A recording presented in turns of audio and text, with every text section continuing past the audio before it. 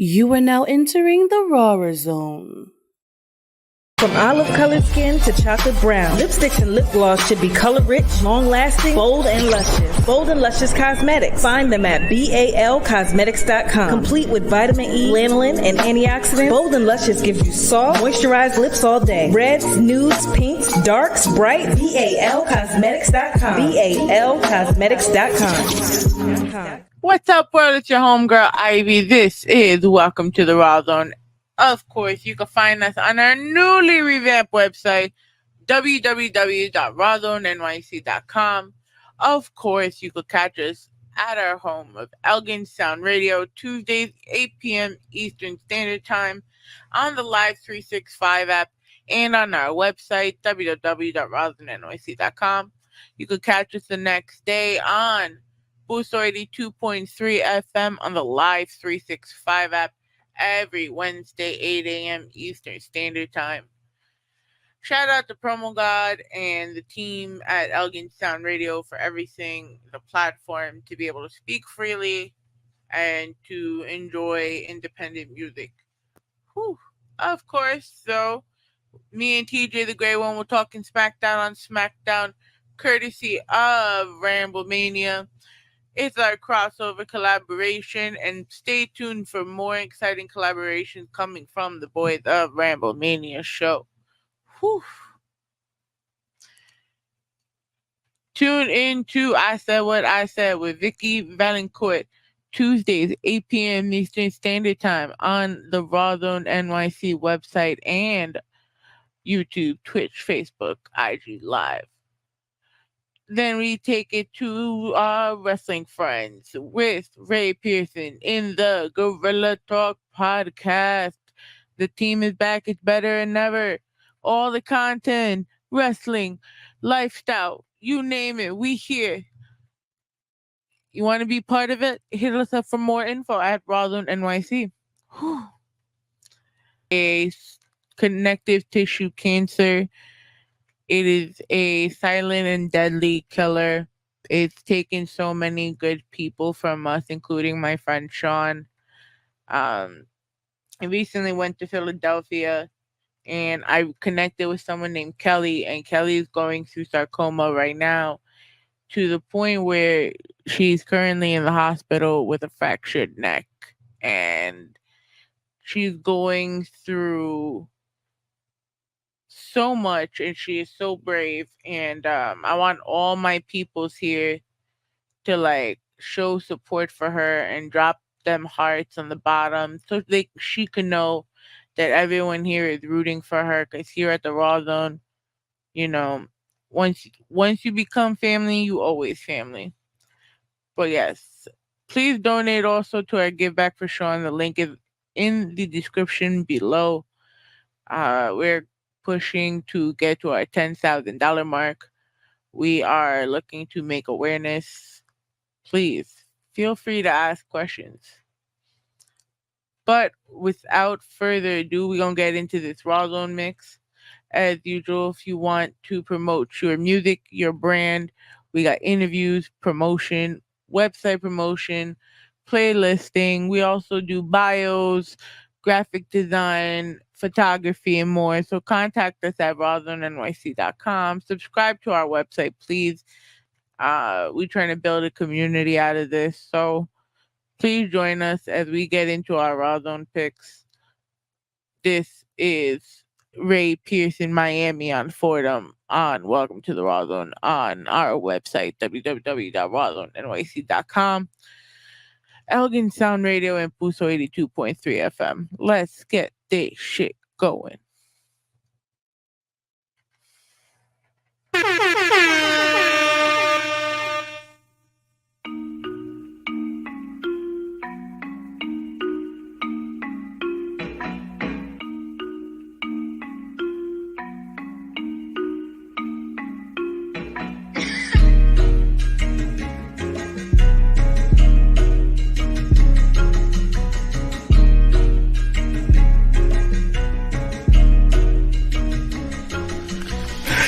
Coasting, Fordham Road. note, see me posted. By the way, we be scoping all these chicks who be thick. We know this, we be going store to store. She be glowing, she showing off with some shopping bag. She be holding. I'm like, yeah, mommy, I'm the Clyde to your body, trying to be on your body. Breath perky, never soggy. Chula, she call me Bobby like Lottie Dottie. Body got me moving just like a zombie. This ain't Thriller, mommy, but I step like a killer. Yes, we be grooving. Doesn't matter if she a Rican, Dominican, Colombian, or Cuban. She be acting naughty. Hands on her knees, shorty be squatting, feeling for doggy, dropping her ass on me like I'm a potty. Yeah, I like Miami, but we was in New York. Treating me just like champagne after popping the cork. Oh Lord, had my attention and it clearly showed. Miami United was hella hot off Fordham Road, yeah. Flow de Miami, but she from New York. Se hizo el culo en Colombia, pero bailando el Bronx. El oscuro, el claro, ya lo mezcla. Siempre que me tira es para ponerse fresca, yeah. Flow de Miami, but she from New York. Se hizo el culo en Colombia, pero bailando el Bronx. El oscuro, el claro, ya lo mezcla. Siempre que me tira es para ponerse fresca, yeah. Hola, ¿cómo estás? ¿Cómo te llama? Mi nombre es Ray, pero tú just call me Suave. I figure I holler after looking from afar. I thought the sky fell, cause all I see is a star. Skin tight dress, thought it was painted on you. I'm ready for whatever orders, like I waited on you. You ain't faced by the stairs, or shorties hating on you. It's like you don't even care, I swear, the way you do your hair. Oh yeah, plus you be smiling. I'm saying you could drop it on me like I was a chair. Woo. Jet flying as if my name was Flair. I admit it, I'm stingy, I never like to share. Take me there, to your place. Those clothes I'm about to tear off your body, leave a trace. Your legs up in the air. Super pleased, the look up on your face, we laying bare. Naked, but I think I forgot your name. Flow de Miami, but she from New York. Se hizo el culo en Colombia, pero bailando el Bronx. El oscuro, el claro, ya lo mezcla. Siempre que me tira es para ponerse fresca, yeah. Flow de Miami, but she from New York. Se hizo el culo en Colombia, pero bailando el Bronx. El oscuro, el claro, ya lo mezcla. Siempre que me tira es para ponerse fresca, yeah.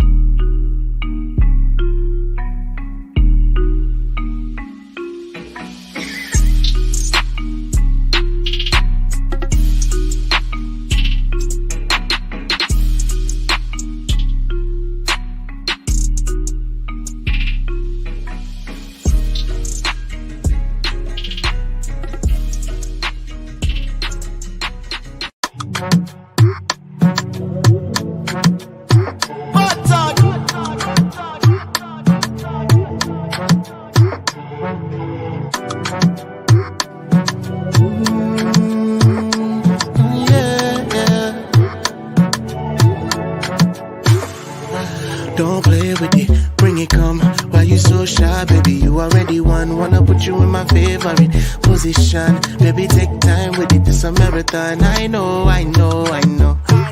You never have a man one so. No matter how close I go, I'm feeling like I can't let go. Grips on you tightly, I can feel your temperature. Baby, why you tempting me so? I love it when you press funny enough. I love it when I can feel your temperature. Baby, why you tempting me so? Feeling like you want give me some when I pull up, alright. My body's on you, your body's on me. So close I can feel you breathe. Now let me give you loving endlessly, yeah. My body's on you, your body's on me. So close I can feel you breathe. Now let me give you loving endlessly, yeah. You say I love the way you do me. Girl, my body on your body like a two-piece, yeah. We can make a little movie, and how you give it to me just like that. I know. Girl, you turn me on. The way you blow my mind up, I'm tempted to touch. Grips on you tightly, I can feel your temperature. Baby, why you tempting me so? I love it when you press funny enough. I love it when I can feel your temperature. Baby, why you tempting me so? You know that My body's on you, your body's on me. So close I can feel you breathe. Now let me give you loving endlessly. You know that it's a vibe with me. My body's on you, your body's on me. So close I can feel you breathe. Now let me give you loving endlessly.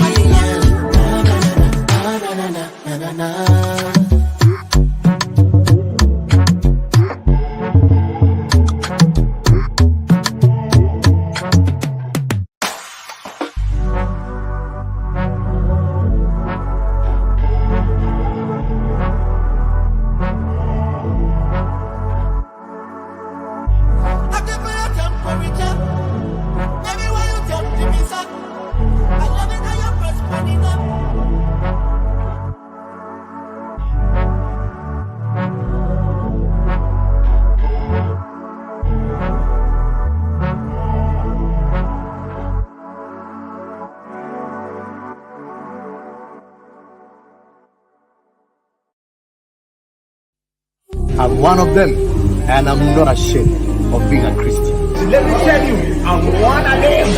I'm not ashamed of the gospel of God. I'm one of them, and me not afraid to be a Christian man. And I'm one of them, and guess what? You too can be one of them, and you too can reach one of them.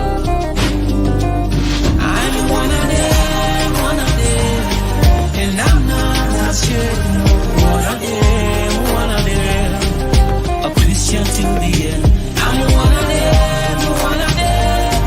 and I'm not ashamed of one of them. You can count me in it, a Christian till the end. I'm not ashamed of the gospel.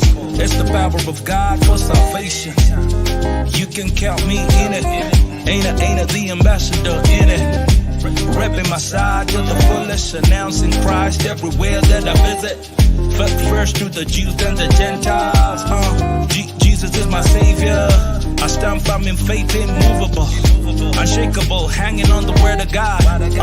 You can count me in it. Ain't a the ambassador in it. One of them, and I'm not ashamed. One of them, a Christian till the end. I'm one of them, and I'm not ashamed of one of them, a Christian till the end. I am one of them, Christian until the end. I am better them, child of the better day, or the better day. Those who stand for their faith, not ashamed of the gospel. Jesus will never deny them in front of the Father. Those who stand for their faith, not ashamed of the gospel. Jesus will never deny them in front of the Father. One of them, and I'm not ashamed. One of them, a Christian till the end. I'm one of them, and I'm not ashamed of one of them, a Christian till the end. I'm one of them, and I'm not ashamed of one of them, a Christian till the end. I'm one of them, and I'm not ashamed of one of them, a Christian till the end. And I'm not ashamed, no, one of them, a Christian till the end. One of them, and I'm not ashamed, no, one of them, a Christian till the end.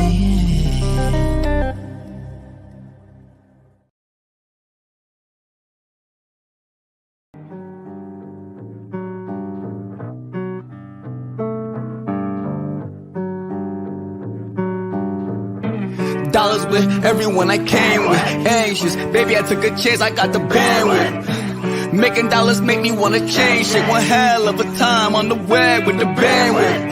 I gotta watch with who I bang with, connected and low key like a bandit. Way too many worry about how they man live, they just take advantage. I rip them off like bandits. A couple dollars in the hole, hands ain't empty though. I'm making something out of nothing like it's Play-Doh. I'm past due on student loans, the world's so cutthroat. That's what they stand for, that's what they bang for.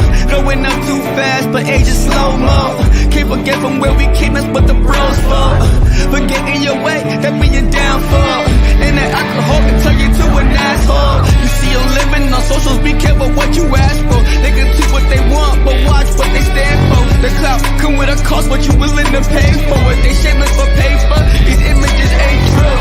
Connected to the vibe, my frequency sheds light that demons just can't fight. And even when I'm astray, I count my blessings and hang tight. I want the road, shit you can't buy. Dollars with everyone I came with. Anxious, baby I took a chance, I got the bandwidth. Making dollars make me wanna change shit. One hell of a time on the web with the bandwidth. I gotta watch with who I bang with. Connected and low key like a bandit. Way too many worry about how they manage it. They just take advantage. I rip them off like bandage. I woke up on the right side of the bed this morning, hungry, and I woke up hella confident. They fed up with me, say I'm switching up like Bumblebee. I'm transforming. I got some brand new garments, and they nice, so I gotta watch who I'm courting. Now where you going, baby? Stop it. A 9-5 for $1, I'ma get it while I'm yawning. Now every day I wake up, I better see your way out. I know you restless trying to find your way.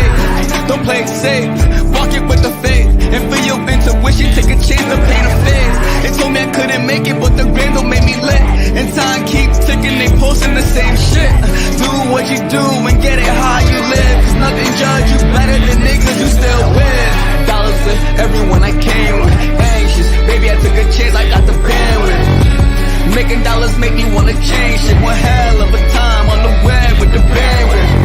I gotta watch with who I bang with. Connected and low key like a bandit. Way too many worry about how they manage it. They just take advantage. I rip them off like bandits. Rip them off like bandits. Rip them off like bandits.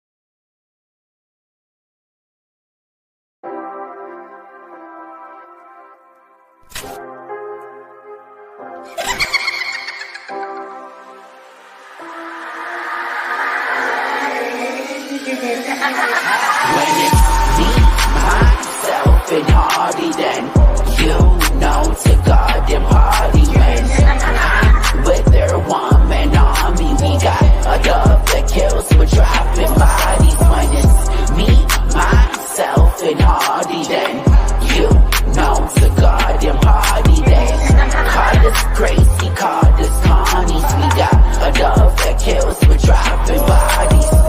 You hold me down, like these straps on my vest. Your doves become my drug. If I don't get my fix, I'm a mess. You know I die for you, you kill for me. They say we're obsessed. I know we're not, but if they take you away, I'm taking their breath. I think it's only fair. Oh, homie, don't you dare. The only reason you're alive is cause she told me care. She keeps me grounded when I'm in the air. She needs me, I am there. Till death row does the spot, go get the second chance.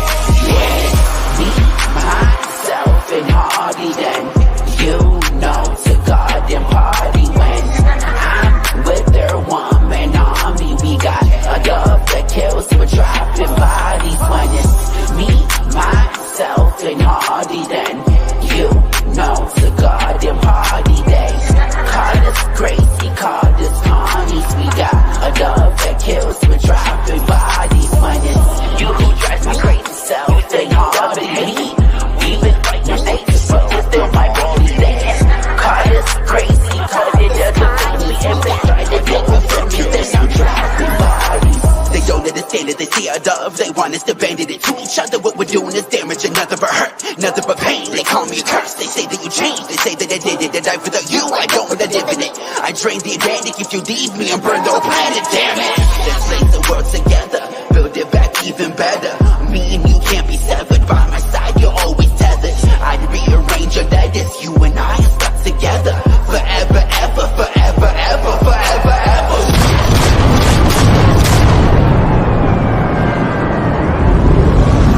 Always Bonnie and Clyde, never would die. Forever your mind, the light of my eye, the perfect demise. We stare at the sky, you know to die, know to die, know to try to take you from mine. Know where to hide, forever your mind, they go to be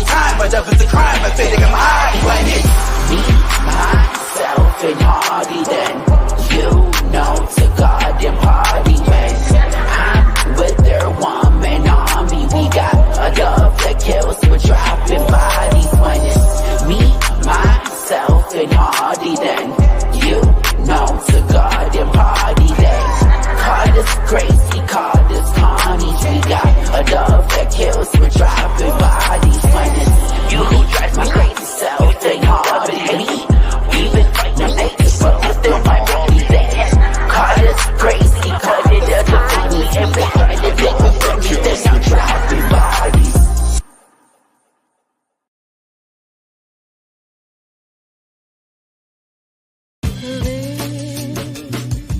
Yeah. Y'all already know who it is. Look, I'm by myself again. I wouldn't plead my case, give me my settlement. No sentiment, just clearing out rooms without the elephant. It's evident, some believe that what happened. A bunch of pessimists, irrelevant. This put me right back into my own element. Excellent with my penmanship, well equipped cause I'm eloquent. A fiend when it comes to this rap shit, beats on my medicine. They say that I'm the shit, but not the kind that y'all be stepping in. Look, I got the juice that's spiked up with some estrogen, but I still don't get the love I deserve. I get the negligence, dirty looks with no cleanliness, no sense like it's penniless. Do I really need to draw this shit out and show the sketchiness? I write with epinephrine as soon as I grab my epipen. Deadliest when I'm barring the beat to death with the steadiness. Look at what they done left me with, readiness with no emptiness. I'm not a feminist, so there's nothing they can address me with. Just know that I am good with the words, boom bap I represent. I just wanna live a little, work on myself and no more Malcolm caught up in the middle. No more drama, only verses on some instrumentals. Yeah, just some verses on some instrumentals. I just wanna live a little, work on myself and no more Malcolm caught up in the middle. No more drama, only verses on some instrumentals. It's really time for me to give my ass a push and make shit happen. I've been preaching to the choir how they been slacking, acting like they don't know what I'm saying, like a thick accent. I'm Puerto Rican that speaks dirty, pig lag. I'm a bit drastic, I flip words like it's gymnastics. I don't give a shit about a charge, I carry thick plastics. They mad that my flow stays current, I never been stagnant. Miss traffic, moving so freely, listen a bit maverick. Spit magic, no need for captains, hop for the quick hat-tricks. Distractions, all of these actors good with the theatrics. In numbers, part of a whole, I'm speaking in fractions. It happens more that you know it, I'm here to spit factors. Truth for the impactors, food for the script masters. The ones that be writing with bars and making hits after that. Zen masters, calmly creating, aiming a bit faster. Hitting their target with ease, these are the big factors. I just wanna live a little, work on myself and no more Malcolm caught up in the middle. No more drama, only verses on some instrumentals. Yeah, just some verses on some instrumentals. I just wanna live a little, work on myself and no more Malcolm caught up in the middle. No more drama, only verses on some instrumentals.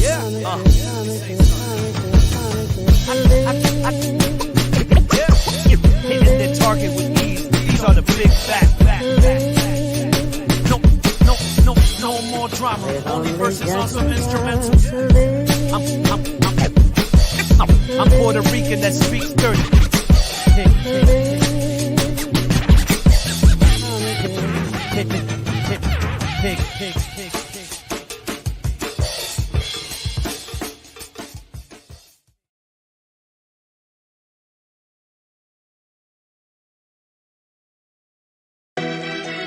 You ready? Alright, chin up this war. Ladies, you good? Pull up with that blinky on them, put that fear of God in them. Swerving in that ghost course, you know they'll think it's God in it. Spirit, dry the flow, we got soul, this is God business. Ski mask, if you know, then you know, leave no eyewitness. Don't worry about taking my place, I'm with God, so I'm keeping the faith. So much records up in the storage, we can release one like every day. So many hits we scheduled on calendars, look at the proof, so I'm resting my case. All that negative shit y'all be talking, man, just keep that shit on my face. Picture me entertaining the garbage, I don't get paid to be dealing with waste. All that talk about keeping it real, got no time to be dealing with fakes. I see the good in everybody, ain't got time to be dealing with hate. All my melodies out of this world, might as well be floating in space. Plus these bars that I be landing, be on board, y'all stuck in the gate. And I'm still on that hunger for more, there's not enough right here on my plate. Dang. All all this animosity when it could have simply been love. You may think it is what it is, so with you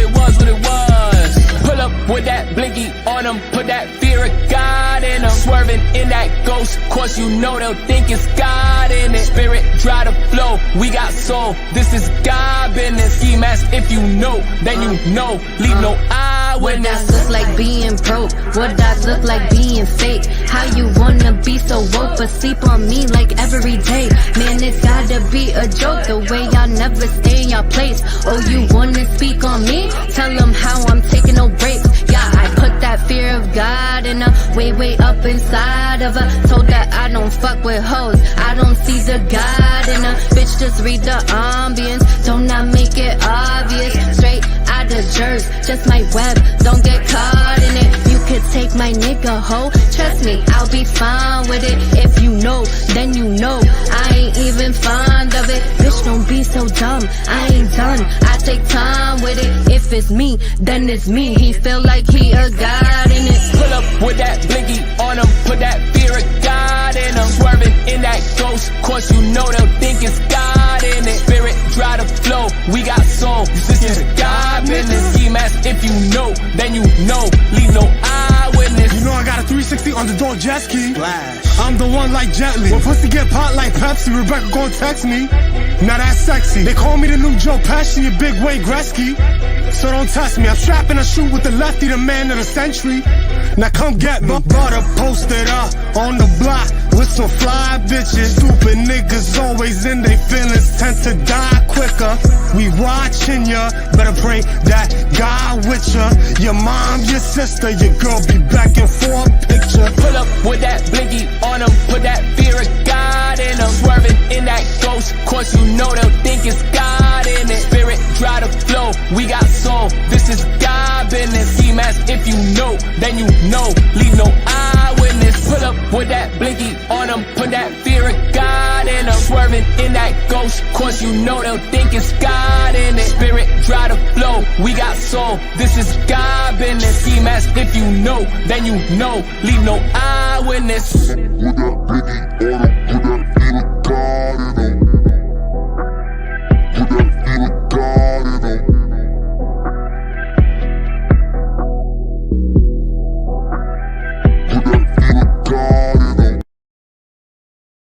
Swear to God, they ain't talking about us, they some nobody. Is you saying you would take it personal if they was somebody? I don't know, but with the ink we murder ops, murder earth. And in the streets we run this shit like MOB. Where's the John God? Look the way I'm shining, you can see me from the top. Look, pussy liquid, blind them with the glisten. When What's up, bro? We here. How you feeling this, Suave? I'm good. Gil, I'm good. You were supposed to be here though, but now you in Bainville. Yeah, I'm in the lost city. I don't know, man. So, but we here. This is Welcome to the Rawrrzone on our website, www.rawrzonenyc.com. We're airing Mondays, 10 a.m. Eastern Standard Time. And if it works out with this live stuff, possibly on Thursdays, but we're still going to talk about that at a later date. Of course, you can catch us Tuesdays on Elgin Sound Radio on the Live 365 app at 8 p.m. Eastern Standard Time. And then we hit Pulse 82.3 FM in Ohio and 150 other countries. Salute to the promo god and everyone on both Team Elgin Sound Radio and Team Pulse 82.3 FM. Shout out to the Fleet DJs taking care of my boy over there in Suaveville. Hey. You know, someone over here is an ambassador now, I heard. You all fancy a moderator, whatever they call it. Yeah, I get to ask the juicy questions. You know, so we thought we'd bring him back into the Rawrrzone to get his interviewing skills on. But I'm dumb excited for today because this was very much a few weeks in the making. If you see my guest here, it's kind of a legendary night right now. The Mets are in the National League right now. We're here doing. New York is going great right now. The Giants are actually winning a football game this season. But we got over here, all the way to my far left, Mr. Keith Shocklee, one of the founding members of the legendary production team, the Bomb Squad, and the key architect behind the revolutionary sound of Public Enemy. My grammar sucks, so I had to actually do this poll properly. His groundbreaking work has not shaped just the sound of a group that redefined the music in the 80s and 90s, but influenced the entire genre of hip hop. From politically charged beats to sonically innovative soundscapes, Keith has been the forefront of the most important movements in music history. His work speaks for itself, but his passion and insight continue to push the boundaries of what hip hop is. Next to me is one of the boldest people I've ever seen on social media ever. Miss Mandy Mayhem is a force of nature who's been shaking the hip hop scene with her bold, unapologetic style. She's an artist, performer, a show host. You said at one point, right, Ray? Yeah. See, he was going into the mega deep research. Her journey into hip hop has been one of the breaking barriers and defying expectations. For her sharp lyricism and her infectious energy, she's here to inspire the next generation and speak her truth. So the fact that we got the originators and we have the future of hip hop, and then we got hip hop over there, it's a good day for creativity all over. So I welcome everyone to the Rawrrzone today. Woo! Yay! So guys, we usually start off with like a vibe check. How are we feeling? Introduce yourselves outside of what we say. So we'll start with you, Mr. Keith. Keith Shocklee, producer, DJ, total clown, tech guy. I'm a tech dude. Been doing this since since '74. Pretty long time. I'm really old. No. I'm really old. So you look so young. Stop it. Thank you. I just the hair. Been doing, yeah. I mean, started this when it what do you call it? Just did it. Then turned it into hip hop. Pretty cool. For people that didn't know what they was gonna do with their lives. Now we made a living at it. Pretty good. Yeah. Yourself? And go Mets. Yes! Yes! I'm Mandy Mayhem. That introduction was incredible. I'm an actor, writer. I think writer is probably the first thing I would call myself. Rapper also, obviously, but writing is the through line through all of it. So vibe check today, I am so happy because I met Big Bird. I went to the Museum of Moving Pictures here in Astoria, and they had the original Big Bird costume from the 70s. They had Miss Piggy from 1984 in her wedding dress with her dirty little nose, and I'm so happy. I feel like I relived my childhood today, and I'm from Toronto, so go Blue Jays. Right? Is it baseball? Yeah, this is baseball, right? Yeah. Okay. Go Blue Jays. You got this, Mama. Don't worry. They're not in the playoffs. But Okay, well, I don't even. It's okay. The last time I watched the Blue Jays game was 1993 when they won the World Series back to back. Oh, that was a cheat. That's actually a lyric in one of my songs. That was a shot to me. Like they went back to back. It was a lyric in one of my songs. Make you come back to back like the Blue Jays. 92, you were sliding into home base. Whoa!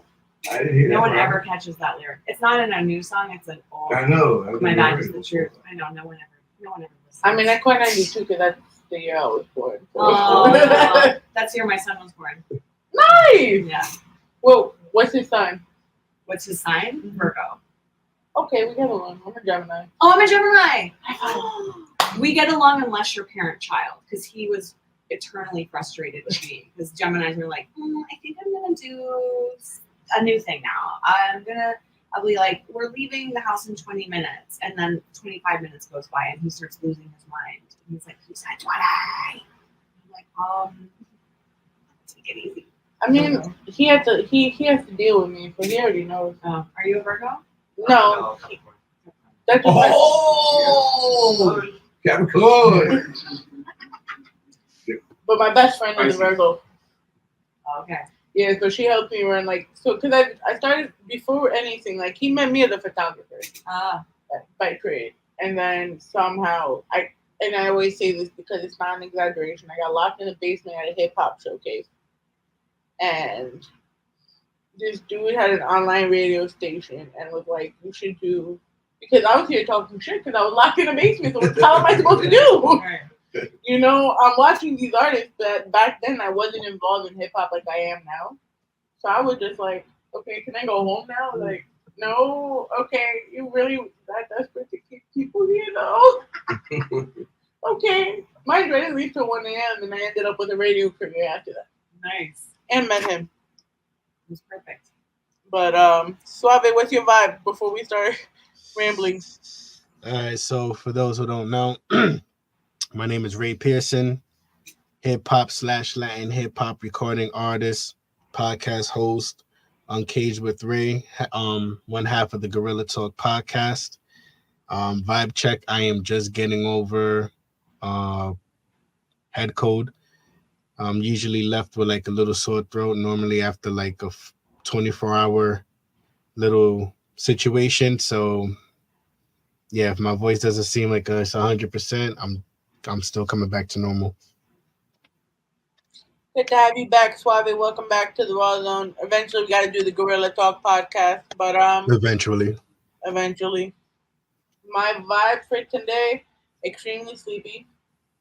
We got up. First of all, I don't like getting woken up way before I'm supposed to, so people got to get it together on that aspect because I got up way earlier than I was supposed to, and it wasn't Mello's fault. And Mello's my dog. We ended up going early, though, to West Orange because the Sarcoma Foundation of America was hosting the Race to Cure Sarcoma in West Orange. Me and my boyfriend, we shot the Philly race. We did West Orange. We're hoping next year to get the New York races. I advocate for the Sarcoma Foundation. A friend of mine advocated for it before he passed away in 2017. You know, we started building more awareness because it's one of those cancers that in the adult population, it's going to affect maybe 1 to 5% of adults. But when you look into the rate of juvenile cancers, 15 to 20% is sarcoma. And it affects especially like the soft tissue, the bone, especially the bones. Like I met somebody in Philly where she's currently in the hospital right now because her bones have been debilitated from the sarcoma that she fractured her neck and now she has a lesion in it because of the cancer. You know, the Sarcoma Foundation right now is working, I believe, in 12 states with races, kind of like the Night Walk and what's the big one that they do, Relay for Life, and they go around they do for runners they do a 5K and then they have for the people that want to walk a 2K. You know, so it's pretty dope to see other people going through certain things, and we have our give back coming up in October and in December, so it's always good to remind yourself what you're going through could be so small compared to what these people are going through, and it's good to just be around that type of event. People want something good, so I'm in a good mood to that, and my nephew is here, so I can't really be upset around him. You know. But yeah, so we did the vibes. I know our friend over here is chilling right now. V. What's your name again, sir? V. V. V. That was easy. That was hella easy. I like that. Right? So, Ray, how about you kick it off for us? All right, Mandy. Who are your biggest influence and how have they shaped your style? In hip hop or in which way? In hip hop. In hip hop. So Jay-Z is a huge influence of mine. I would say that he has shaped my style in the way that he approaches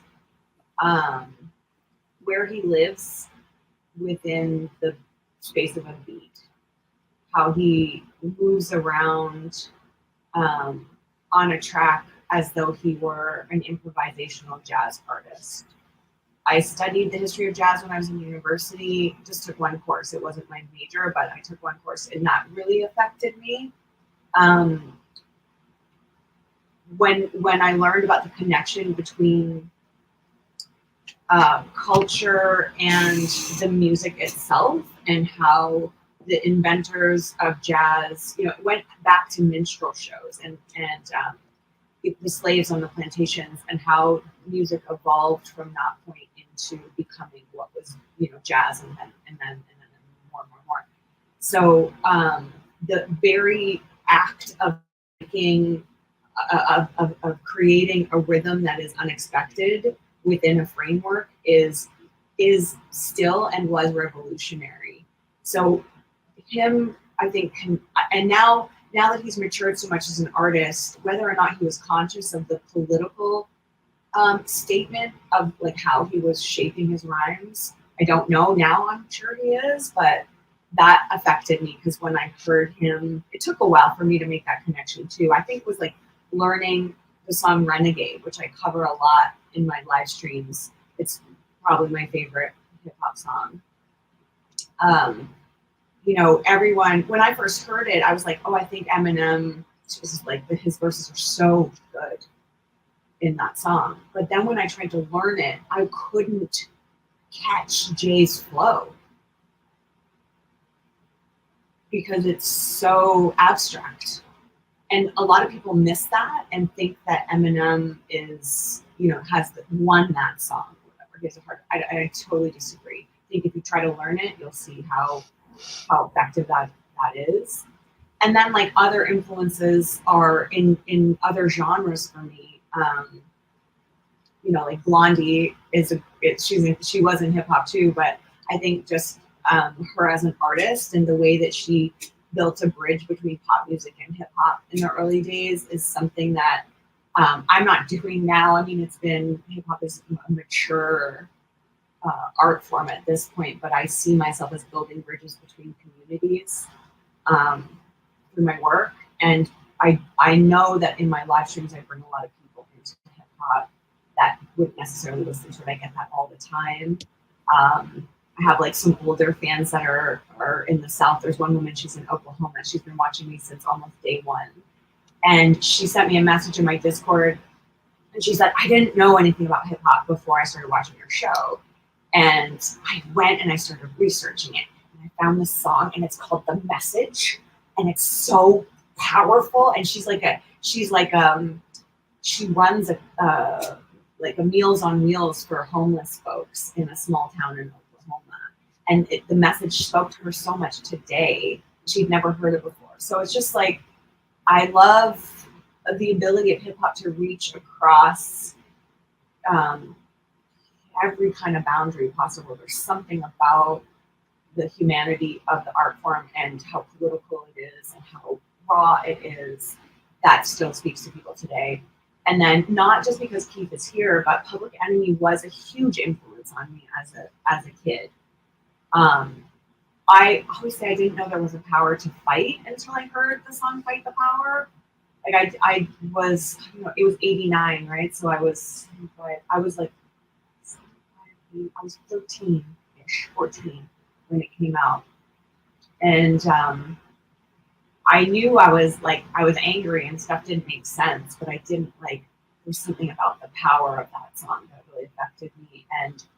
And the contrast between Chuck and Flav's voices and the chaos of the music, it spoke to an emotion that I didn't understand how to express that as a young girl, especially. You're not allowed to get angry,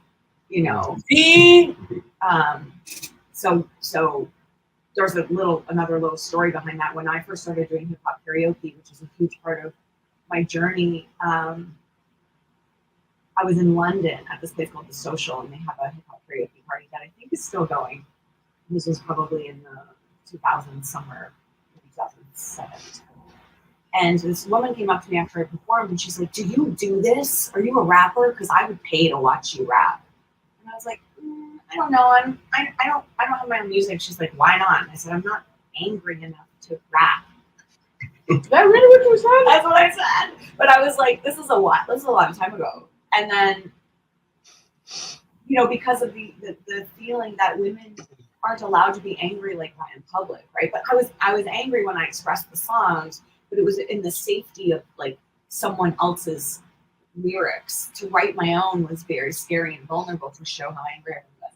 Then, you know, I hit 40 and just got really mad. And like, I don't know if I'm not alone, I'm sure, in being angry at this stage, but I really appreciate this art form as a way for me to express all of these emotions that aren't really normally allowed for women. So, I mean, since you talked about our other esteemed guest over here, how did you two end up working together? I think I ran across one Instagram post. She did a Biggie rap. It was a tree trunk. It's got a tree trunk. And at that time, me and a bunch of other people ran across that. And I just thought it was clever that she did that, a white lady doing a white woman doing a Biggie rhyme, but changed the words like, because Biggie kind of does that with other people's. He kind of like plays around with his phrases and stuff like that, and when she did her own lyric to it, I just thought it was crazy. I was like, and everybody else that saw it thought it was crazy. Because we never seen nothing like that before. So my question for you, right? Because here you are applauding it, you know, there's still a lot of naysayers behind it. How have you been keeping your bravado? Like, you don't give a fuck about nobody. I love it though. Well, I do. Sometimes it really does get to me. Well, absolutely. This is one of the reasons why we kind of connect. Okay. Naysayers. It's not the first white person I worked with. Artists, rap artists, young black teenagers, or white guys calling themselves black. Oh, we got a lot of them. We didn't care. I didn't care because I'm about the talent. And with hip hop, we got gatekeepers. I'm in a war with a bunch of gatekeepers about how the stuff is, but that's another. I'm glad you mentioned that. Yeah, we're not going to name names, but there's. We're not going to name names, but we got there's gatekeepers. Yeah, I mean, we've heard of the gatekeepers. Like even in, I guess what are they calling now? The indie street, Damon? Right. Yeah, like the. So, like on an independent level, it's like pettier than what you would see coming out of the mainstream. Like we have people saying for an example, I'm not saying it actually happened.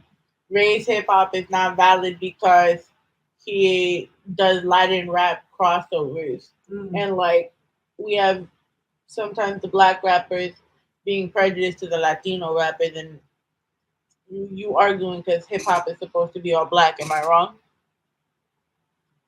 No, you're not wrong. That's always going to be the topic of conversation because of the origins of hip hop and the involvement of the Hispanics. I usually like tell them was like, well, shit, Beach Street, they had they had a Spanish, graffiti artist with them. So it's like, like it's always gonna be that conversation is always gonna be a battle, just like the Caucasians that do hip hop and the it's just the gatekeepers is wild. It's crazy because it can be a real crazy battle, but everybody's just thinking of their own terms and what they want to do. Mm-hmm. That's all it's about. Everybody knows how this got down, and when you stand on that point, see, I stand on how it really happened. It was everybody in this culture, especially in New York City. So the culture is one, the music is another situation, which is rap is part of hip hop. People treat rap music like that is a part of it. But everybody's want to dilute it. They want to dilute the stuff. The Latinos is just as strong and involved in this and here's another culture that everybody forget. The Jamaicans was really big in this culture. Everybody forget about that. And because sound culture, the sound class culture came from the DJ world. So that was big in New York City. And if you want to talk about it, Flash, Grandmaster Flash, he's from the islands. Kool Herc is from the islands. So they don't talk about that part. So I just, right. There's a lot of Jamaicans would noise. be like, Yeah, "How they don't dare talk about you." that. Yeah, they don't talk about that. So a lot of it is noise. And one thing about me and Mandy, we got together, ain't nobody can do. Ain't nobody can talk me out of what I can't do. They try, but I know this better than a lot. It's interesting. There's Facts. a lot of people that are in hip hop that I'll meet up with, and they'll post a picture with me or whatever. And every single person that I have met up with, or someone who's like in the industry that posts something of mine or supports me, always comes back to me and says, "Wow, I'm shocked at how much pushback I got for that." Like, they don't think that it's still there, but it really is. And like, I realized early, so the first video of mine that went viral was the Jay-Z cover I did, You Don't Know. And that was in my live stream on TikTok. And someone screen recorded it, put it on Twitter, and said, "Granny's going ham in the live right now." And my friend Marquise, his name's Phantom, he's a battle rapper. We've known each other for 10 years. He sent me the message. He's like, "You're going viral." And I was like, "Oh God, did they have to say Granny? Like, here we go." But because I was a meme, there was no name, no one knew who I was, and it was just going like crazy. World Star Hip Hop, Power 106, it was everywhere. It was awful. The comments were horrendous, because it wasn't like, their comments are horrendous on my own account, but it was worse because I wasn't a human. I'm just a meme. And I cried for a week. Like, I was devastated because it was the thing that I was afraid of. I really didn't rap for almost 10 years. Like, I stopped doing it because I thought when the Black Lives Matter protests got bigger, and there were the bigger protests, during the pandemic and all of that, I just was like, I don't know what I don't know. I need to check myself. I want to make sure that I'm not hurting this culture that I love so much. I don't want to be appropriating. I want to make sure that I have a clean conscience about it. And so I stopped. And so then I started rapping again a month before that went viral. And I just did it because I was at my wit's end with my acting career. I couldn't take it anymore, the ridiculous shit I was getting auditions for. And I went on TikTok and started rapping. And it was insane. Right away, the first night, 10,000 people watched. And every night, I had nights of like 170,000 people watching my live stream. And so it was just going like crazy. And then the backlash came. And I was like, oh my God, this is the thing I was the most afraid of. And what I realized is that I'm right with myself. Like, I took the time to get right with myself. It's like your relationship with God. No one can tell you how to have a relationship with the divine. It's your walk, your specific walk with the divine, no matter what you believe. And it's private and personal. And I have a private and personal relationship with rap, with hip hop, with music, with the arts. And I'm not letting anyone take that away from me. So as much as sometimes it hurts my feelings, it hurts my ego, I know what it feels like to not do it. And that's the reason I keep going, because it hurts more to not do it than to have someone, attack me. The thing is that within the culture, right? Within the culture, there are radicals within the culture. And the same thing you've gone through, I'm pretty sure Emma's gone through it. Vanilla Ice has gone through it. It's a shame that the radicals within the culture will get at people because they don't have the same skin tone as them.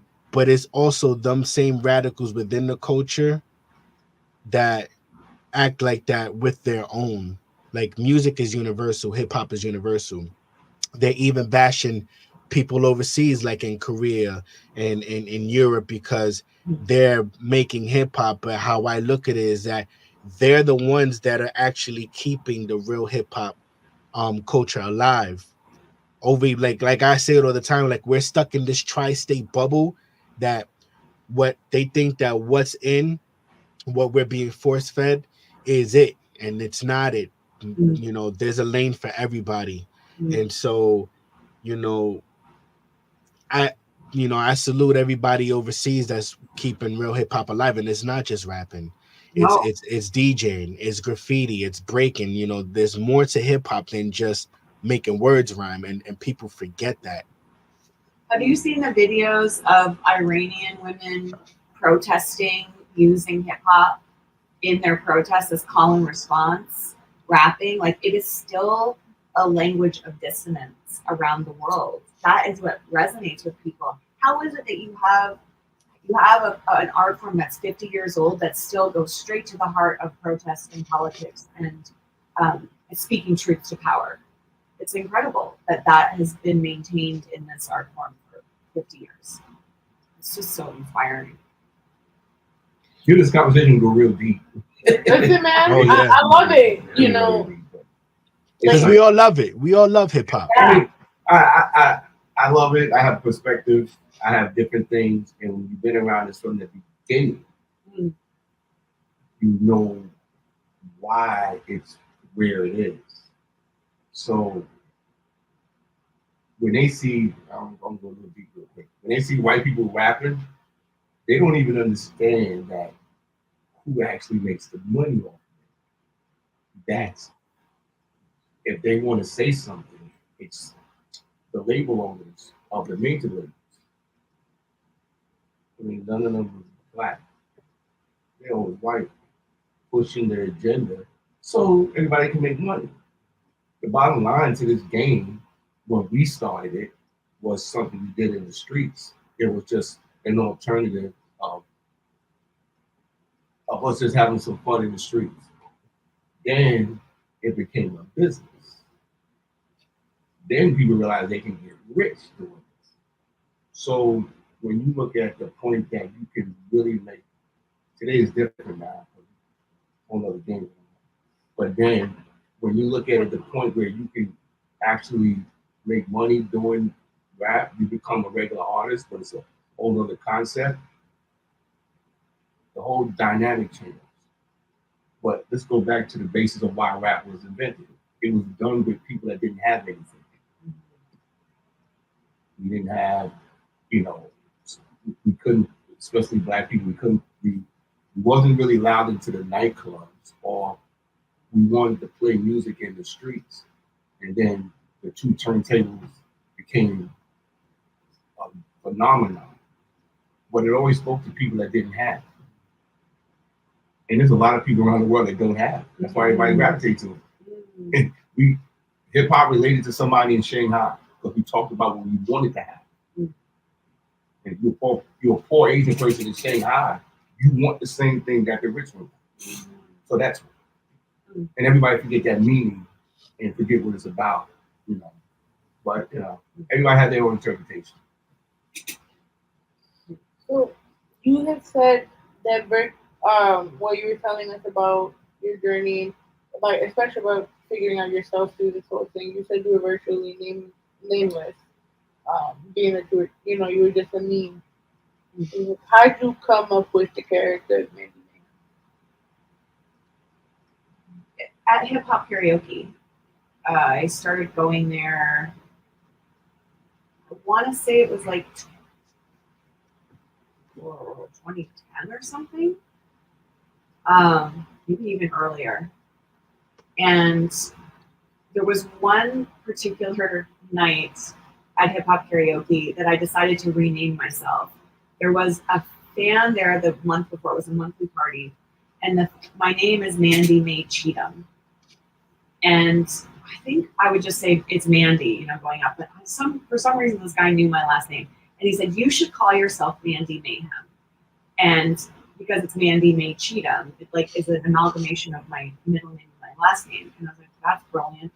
So I decided to rename myself, and I did my favorite song at the time, which is still in my top 5, which is You Don't Know, the one that I was doing the cover of when it went viral by Jay-Z. And Just Lace. And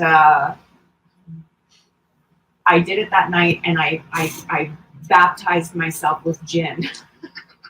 I like threw gin. I don't drink anymore, but I threw gin on my face and called myself Mandy Mayhem. I don't think anyone understood what was going on, like ritualistically, but it was a very important thing for me.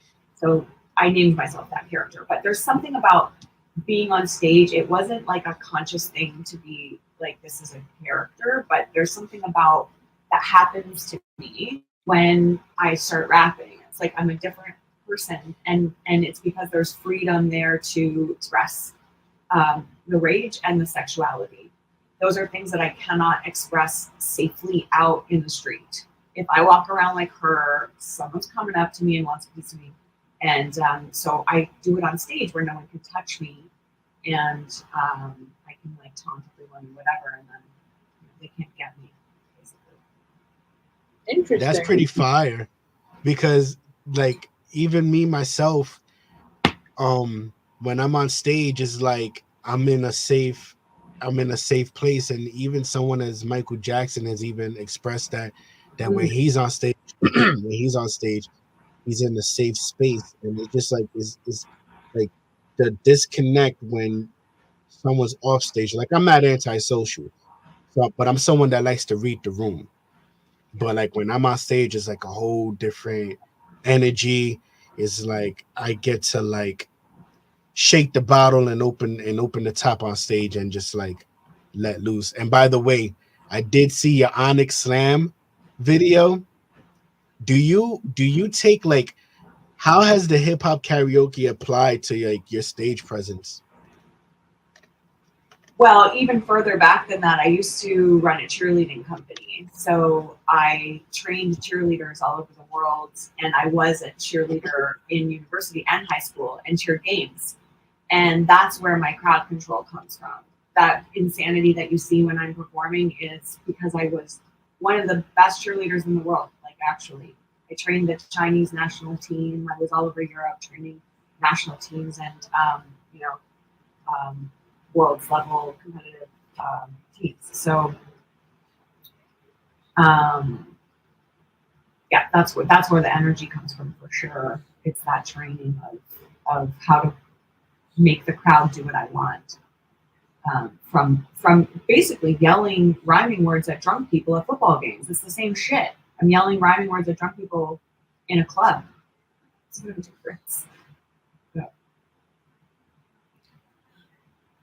So, sir, my question for you, because I remember about 6 months ago, I sat online with Joe Condo, and he talked to me photographer to photographer about like him coming up with Keep It Cool Hurricane. With like literally he's the photographer, hip hop baby photographer. Excuse me.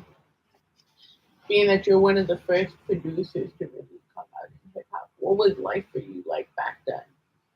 For me? Yeah.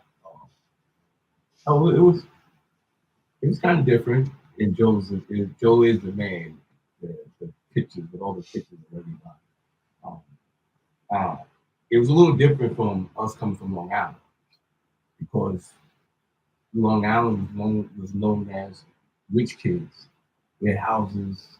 We have our sections. People did live in apartments, but for the most part, people had their own house. And we was the people, or the space where it's like, oh, y'all don't really count because y'all not living like the way we live. But that's a lie. They found out real quick that it wasn't true. And I think Long Island is a migrant, mostly people from the city, from the boroughs. Brooklyn is part of Long Island, which they never wanted to say. So is Queens. And I live in Nassau County, which is right next to Queens. So the Bronx was mainly the main part, in Harlem was the other side. So when you have that and it going down mostly in the Bronx, as far as the new style of DJing, from Flash and Theodore and MCing. And the MC was the secondary until the record started to be made. Then they became the first, and then everybody turned to the rappers. So it wasn't even about the MCing. It was about who's rocking the party. But us from Long Island, because we was looked at as kind of like rich kids, y'all ain't real rappers. So it was that kind of thing. And then we had to show and prove with our skills. Because the older cats, the original cats, they got stuck in a way of rhyming that was becoming boring and predictable. So the new cats were starting to come. The Queens guys. And then us in the Long Island, we kind of changed it from the Queens cats. And then the Brooklyn came back around. And it's a whole phenomenon of things. But we was, like I said, we was one of those cats. I remember we did a gig at the now closed Rawrrzone. And the music, when we did our first album, the great Melly Mel from the Furious Five was killing us in the crowd. Get out of here. That shit is whack. Mr. Magic thought our music was trash. But like Mandy said, we kept our persistence. And we got better at rhyme skills and style and music production. So I think because in the early music of hip hop, the bands replayed the songs mostly. So if you took Good Times from Now Rodgers' Shoot, they will go in, especially at what's a crazy story. They will go in and get a band to replay it. DJs wouldn't cut up records. When it came to the later part, when Marley Marl coming out of Queensbridge, he started doing stuff. It was more like, well, we're going to sample this. And then that technique became the main thing. Or we'll just find pieces of records and sample that instead of finding a band, because the band costs money. You got to pay for the drummers, guitar players, the studio session, and that became crazy inexpensive. So having that and the technology of production got better. So that's where the producer became the thing. But it was always a war between Long Island, the suburbs, Nassau County, Suffolk County, and the tri-state area. It was always that. It wasn't that thing. So can I be the one to instigate something right now? Which borough has the trashiest rappers? Which borough have the trashiest rappers? Yeah. I don't know if they have the trashiest rappers, but there are just some rappers that are just trash. Everybody got them. Everybody got them. Listen, they gotta be one borough. Everybody, there's no one borough. No. They gotta be that one borough that has like the most. Like you remember William Hung from American Idol? There's always that one person who's so bad that those people would get beat up. Yeah. You couldn't get away. Yo, like everything that everybody's looking, the stuff that Mandy's talking about when she went through it, people's like, that was us coming up, but we didn't have social media. We couldn't go to a function. Yo, I'm a new rapper guy on Long Island. No, and the parties happening in the Bronx or something like that. It was everybody went to this. It was so. What I said, not divisive. That's when rhymes started to become. People started battling each other. On records. You got the Kumo D and LL. So you got the Queens dealing against the Bronx. So you always had that. And to say who's the trashiest, I don't know. There's just some bad people that come around. But nothing notable. Nah. I honestly don't think anything's trash. Okay. Yeah, I no, there's some things that are trash. No. There's some things that are trash. But I love listening to stuff that's bad. I like seeing bad theater like that because you learn so much when something is not good. It's like because you're sitting there, for example, watching a bad play. You're sitting there the whole time going, oh, "Why is the blocking like this? Why did that person look at their scene partner? Why is their back to the audience? Whatever's going on, it reminds you of the fundamentals. So when you hear bad rap, it reminds you of the fundamentals. Like as an artist, what happens is when you learn, your brain does things in different parts of the brain. So when you're learning something in the beginning, it's in the front part of your brain. Like, and it takes 5 skills, like say to learn a golf swing. You're going to be like, grab the handle, look at the ball, pull back, swing. And then you take those 4 things and you put them to the back of your brain, and it becomes swing the club. And your body remembers it after doing it so many times. Those 4 things becomes one impulse in your brain. Then you can start to make little changes. So when you get really good at a skill, you forget what went into it. You forget the 5 things, the 6 things, the 200, the 2,000 things you've had to learn and make adjustments until you see someone else doing it and you're like, oh, I remember that. And it brings you back to being able to tweak things about your own work. And sometimes, I think everyone has really interesting creative impulses, and that if you watch someone who's whack or whatever, that they're going to do something interesting. They're going to make you think at some point that can inspire you. It doesn't mean I'm going to listen to the record. You have those points from a technical standpoint. You're absolutely right. This is a feeling thing. It's like you get better watching people get booed. Yeah. He's trash. I'm not going to do that. So you have a perspective of your crowd or your audience that you're performing in front of. Yeah. There are things that people do like as a total. Like I say, you are right. You can learn from bad actors. Bad actors are because you're like, well, he did that. That didn't work. Then you start to figure out, well, why did that didn't work? He just didn't relate to the people. So now you come back. We were listening to those tracks the other day that we were like listening to the mixes, and we're like, oh, why are the vocals always buried in modern tracks? Like, what's going on? And like us analyzing why I love the track, but all of a sudden on my phone the mix sounds weird, and that was helping us in a mistake that like a very big record has made in terms of the way that they mix their stuff. So like it helps. It sharpens the. Well, it does. That's why what we do when we mix. I know it is part of the game. When we mix, we compare it to the hit sounds, the hit songs. Why is this a hit? There's a reason why these songs are a hit.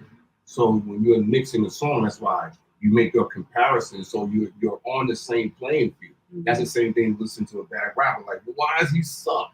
Because he's using bad words. Like what I mean by words that just doesn't catch people on a rhyme. There's a energy that we have in the streets that we do.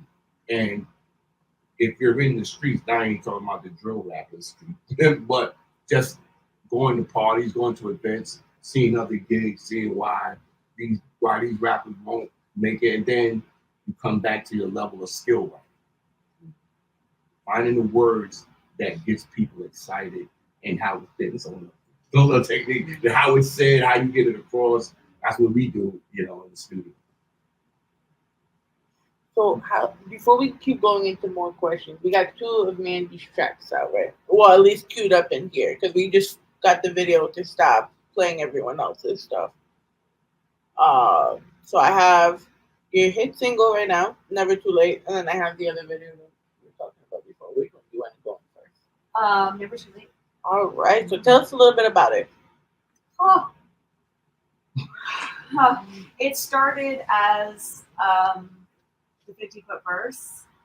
Keith had a track, like an idea of a bit of a snippet of a song, and it was like our first day maybe in the studio together, and I just started like rapping all these different lyrics I had over this beat, and I like mushed them all together, and it was like a 6-minute verse.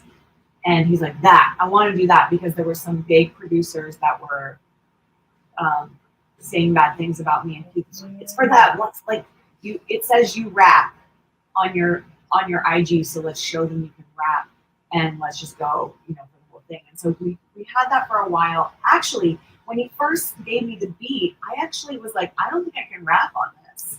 because the way it was very sparse, and it was like you had that DJ cut in it where it slides on that. It's on the fourth beat. Yeah, it goes backwards. Yeah, and it was like I was losing the beat, and I was like, wait, what? And I don't know if I was just like super intimidated, like this is the first time I'm making a song with him, or like what? Why I couldn't find the beat, and I called Fat Lip, who's from the Far Side. He's like a friend of mine. I've known him for 10 years. Also, he like mixed one of my songs he was in my show, my TV show. And I was like, dude, I'm freaking out. I can't figure this out. And so finally I had to do a scratch track. I had to get you to just play the drums. Mm-hmm. And I just rapped on the drums. And that was how we discovered how into the drums I am. Like, it's like, that's everything for me when I'm rapping, because I want to push up against it.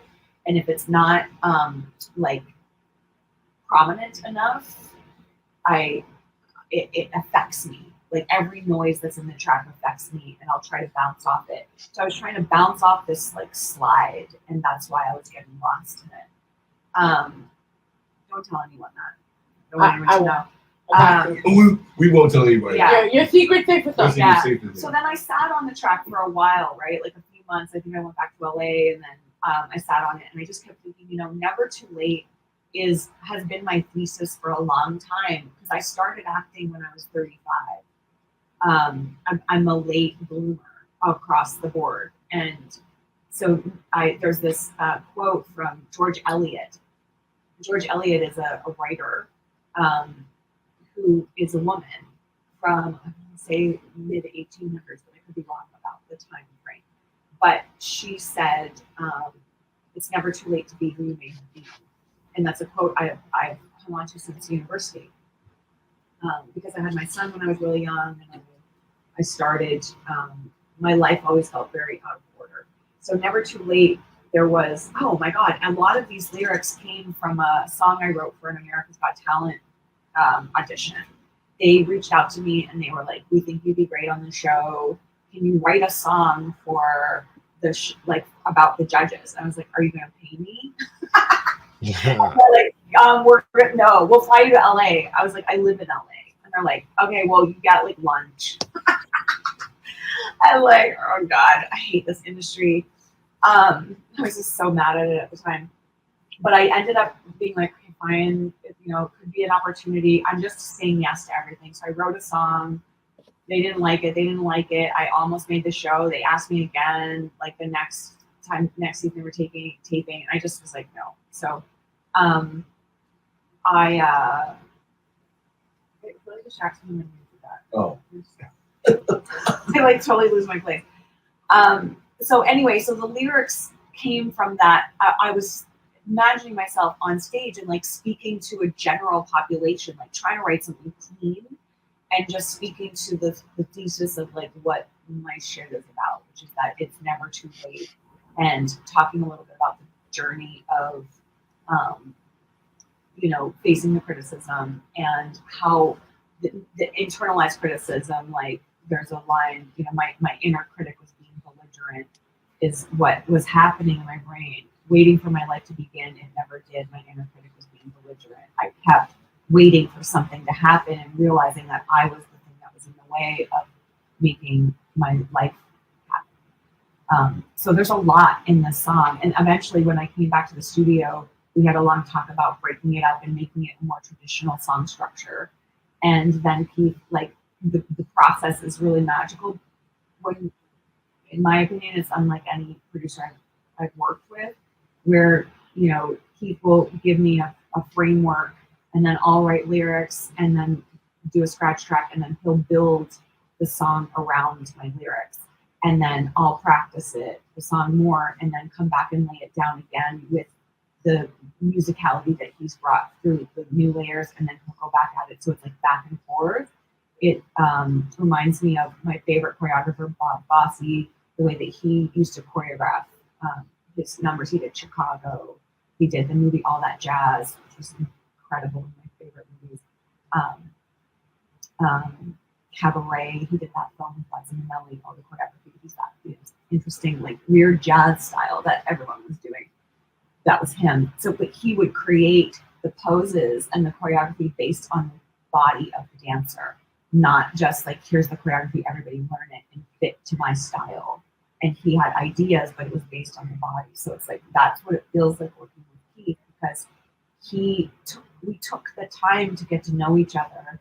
He took the time to understand what my voice could do and was able to shape music around the capabilities of my voice. And I've had this problem across my career, from acting to music to whatever. It's like, I have a very like weird combination of skill sets, and people don't know what to do with me. So we figured a lot of it out. Like, there's still more to do. But Still know what to do. but we did figure it out. Yeah. It's that's just, to me, an old school production.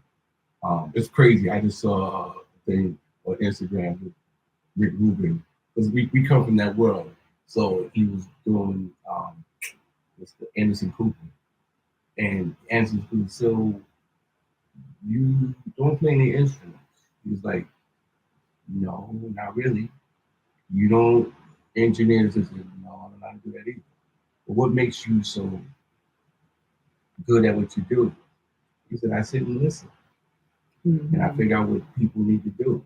That's an old technique that nowadays nobody does that anymore. The new artists don't do that. They just give me a track. Dre still does that. That's why Kendrick Lamar is dope. It's those processes that real producers, that's why they can never, that's why Babyface will always make a great hit. Because it's one is about him when he does it, but it's how it works with the artist. And rapper, we work with the artist. It's like, it's like, okay, this is your frequency. Let's put this music in that frequency. Like Ice Cube, like I didn't know that you guys did America's Most Wanted. Yeah. And when there's our next single that's coming out, Beaver Trap, is when he first he first played it for me, I was like, that sounds so West Coast. And he's like, that's because we did West Coast. Like they like contributed to the creation of the West Coast sound. Like Ice Cube's first album coming out of NWA, they did it. That's like a sound, you know. So it's not, I don't know. Yeah, it's a sound where we wanted, when we did his album, the thing I'm doing then is like, she has so many talents, just harnessing it and making it not feel like, oh, you just got so much shit all over the place. But it's focused. Ice Cube album was the same way. We had to make it feel like we did his album in the West Coast, but we did it in Hempstead, Long Island. We made it feel like we was in LA at Encore recording. No. Everything's in New York City. So that's the thing. We made it about Ice Cube. We didn't make it about us, the producers. You know, no, it's about Ice Cube. And Bella DeVoe, like that's such another different artist. It's always about the artist. And then because having a DJ background started everything, we understood that. And then with Mandy, she has so many things that she can do. And I'm trying to capture that, but it has to be put in the right song. Just because she can do a lot of things, just don't get, you know, because some people are just like, oh, let me just do all the things that you can do in one song. That's not it. You know, we have some singing songs. We have a house record. We have, you know, and it, you do house? Yeah. Oh snap! I gotta do this. I want to. See, everybody forget. Y'all forget. Like, hip hop didn't exist when I came in. It was all disco music and dance, and from the 70s. So and funk music. So we had a lot of that. So you had to play a lot. And then one time disco took over. Couldn't play. You couldn't DJ in a park without playing a disco record. In the studio with you must be so. It's fun. We like it's cool because we both have such deep like reference points for musically, because I'm 49, you know, Keith is 29. Just kidding. 29 years with music. Or more. More than that. So it's like we sit and we were listening to, like, there's a song called, I think it's called Fire. We have figured out the title yet. But there's so many different songs we were listening to, like Hotel California. We were listening to harmonies on that, and because it's such a iconic song. Hotel California from the Chili Peppers? No. Oh. Let's say the Eagles. Oh, okay. The Eagles. Yeah. The Eagles.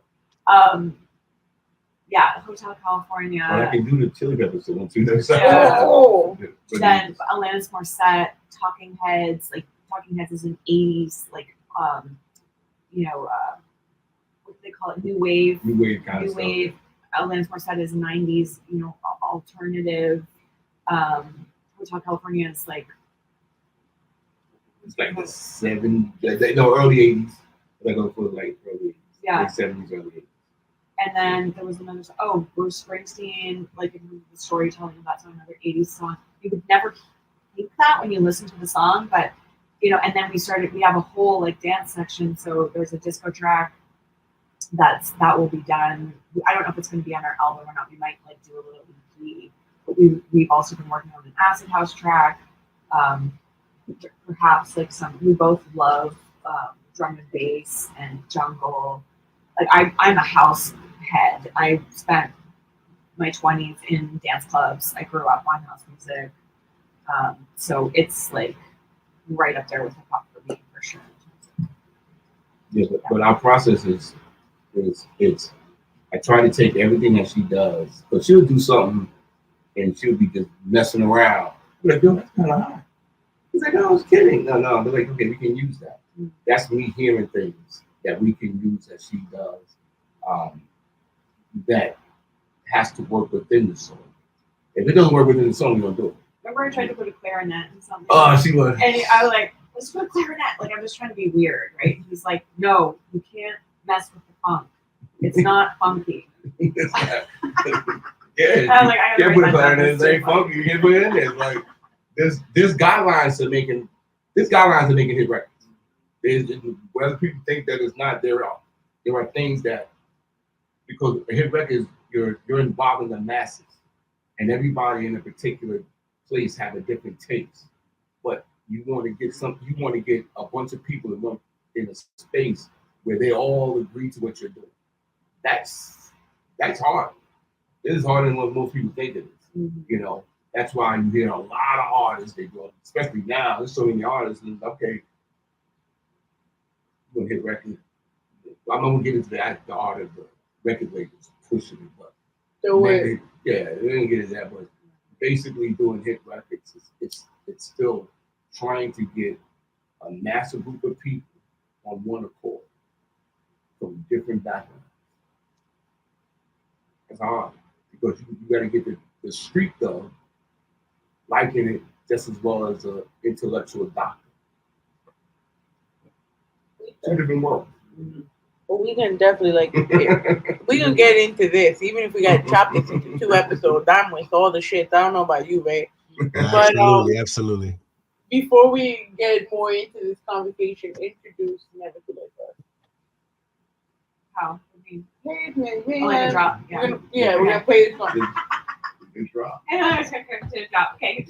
Hey, it's Mandy Mayhem. This is my new song, Never Too Late, produced by the legendary Keith Shocklee. Yo, we're gonna get this playing right now. This is welcome to the Rawrrzone on our website, www.rawrrzoneny.com, Booster 82.3 FM, and Elgin Sound Radio. Let's go.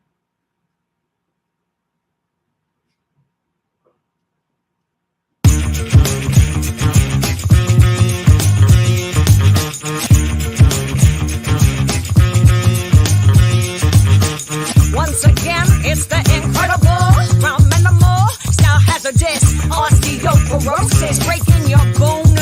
Swallow your supplements, your joints are weak and yellow-bellied, homie. Homer Simpson, I'm tenderoni, always on the phone. Gray-haired ladies screaming, welcome to the Terror Dome. Eddie Blanco from Toronto with that bongo junk, getting it done, or trying to be young still. I'm riding rhythm with that bed to dumb. You gotta walk like a chump and a rod, Mandy Mayhem. Heavyweight, no shade, you broken, in my confidence. I sit on it, got an equality complex. I'll match a logo, blow for blow on any subject. Just getting started, cause I'm not dead yet. Never too late, never too late. Just getting started, cause I'm not dead yet. Never too late.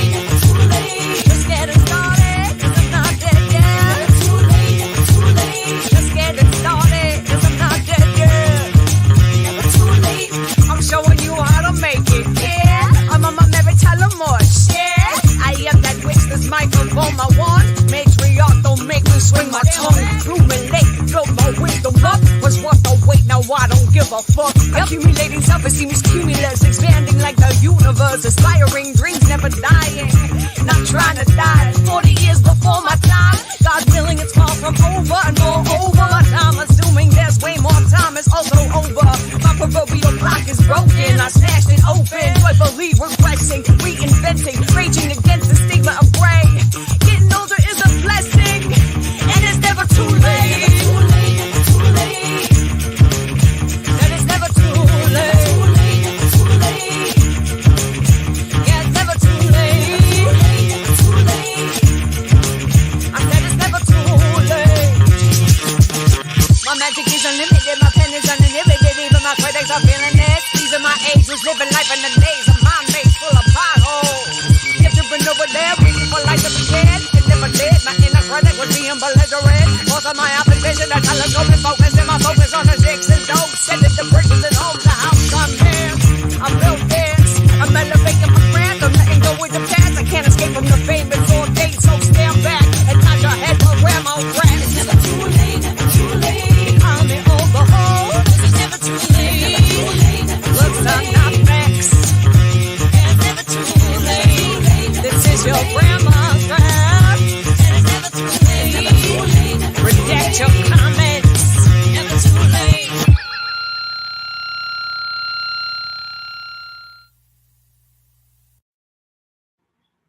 Oh man, and we are back. That was Never Too Late from the beautiful, multi-talented Mandy Mayhem. Round of applause for her, everyone. She's a bomb. She was by the legendary Keith Shocklee. We here. You mentioned something before that there's a lot of things that are lost in the art of production. You started to actually touch up on that. I was wondering if you could like clarify a little more on that. I think because in today's world, everybody can make a joint on their phone.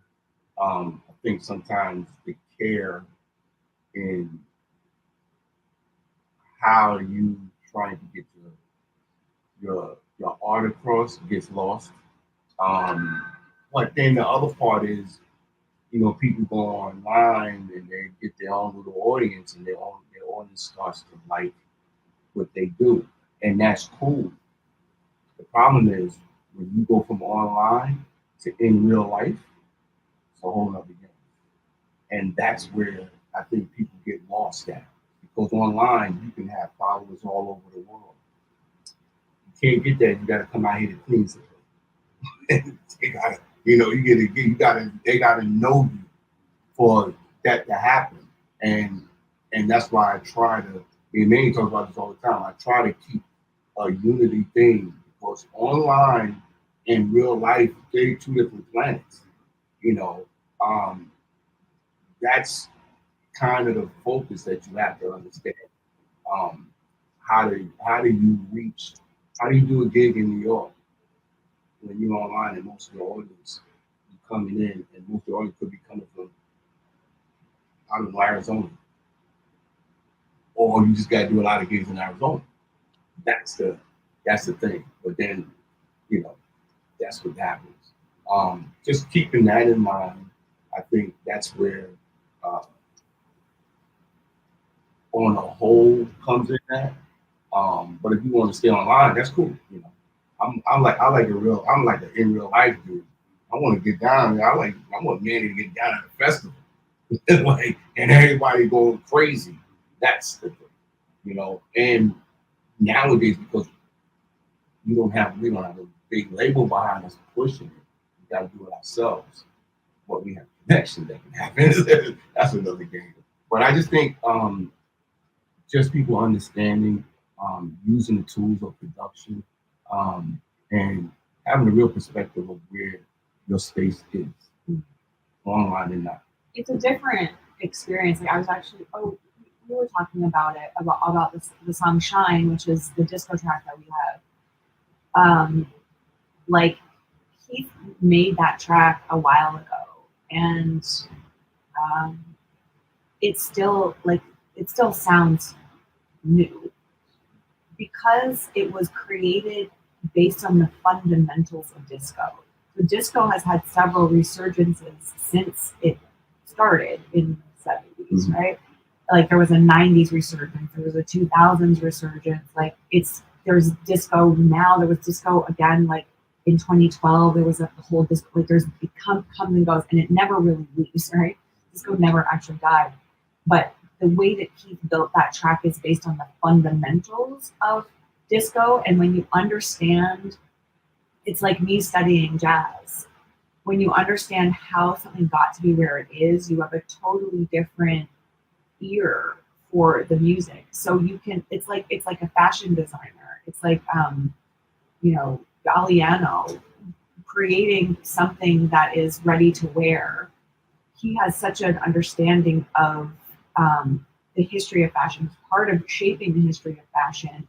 And just because he creates a garment in the Pantone color of the season happens to be a certain shade of chartreuse, that everyone recognizes that that's the cool color that everyone's using right now. But because the fundamentals are there, the structure of the garment is there, it has that modern take because it's the new color. It's like we're experimenting with new sounds in the studio. Keith is so into new technology. He's using new technology and playing with new sounds, but it's built on fundamentals. So when you hear artists that are learning and they're skipping steps, they haven't studied the music, it doesn't mean that they can't come up with something new and interesting, but it might not have the same longevity as something that's built on something with such deep structure. Ray? Yeah, Mandy, I had to ask you because even before today and listening to Never Too Late, I was telling Katie, I'm like, yo, the one thing about Mandy is that she has the skill that she can go.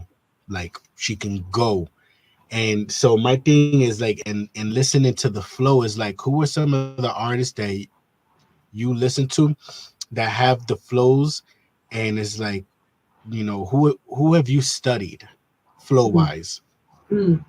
So, I started at hip hop karaoke, right? Like, I started in the 80s practicing in the basement with my cousin rapping. Like, Big Daddy Kane was one of my first favorite rappers. And sometimes I don't talk about him because in my mind, it's like Jay-Z and Big Daddy Kane are kind of similar. They're not, but they are in my mind because Jay-Z was similar to Big Daddy Kane in terms of like his flow would switch a lot. It was almost like spoken word or like battle rap. Like I didn't feel like Big Daddy Kane was repeating, and my Gemini brain loved that. Like I get bored so fast. See, I'm not the only fucking one. Yeah, so I loved the way he changed his style, and I remember recognizing that as a kid. Like, oh, this is it's not like the typical like Run DMC, right? I'm doing a track with DMC, which is like really exciting. And it's so interesting, such an interesting piece of the rap puzzle, that style of rap that they did versus like Big Daddy Kane. So Big Daddy Kane, Queen Latifah was a huge influence. Ladies First is still one of my favorite rap songs because I like hearing the two different flows of Monie Love and Queen Latifah, and that's the same with Renegade. I like challenging myself with the two different flows and making each one of them my own. So in hip hop karaoke, I just did a new track every month for years. I would learn a new song, OPP, like Naughty by Nature, DOS Effects. I was learning all of these songs and challenging myself, and then doing them on stage. So not just learning them, but pushing myself to learn how to perform them and make them my own and like embody someone else's song. So I think it's more than just listening to it that has influenced me. It's actually performing and competing. And one of the first song that I won the Hip Hop Karaoke Championships in Toronto 3 times. The first song I won with was Shoot by Song Peppa, which is like a party track, And I like pulled out, I stuck a dildo in my pants and I pulled it out and I started waving around. So I did like the two different female voices, and then when the S and the B want to get with me, I pulled the dildo out and I made it turn into a puppet and made it rap. But then I learned I didn't need all those tricks, like that I could just. I did that. And then the second one was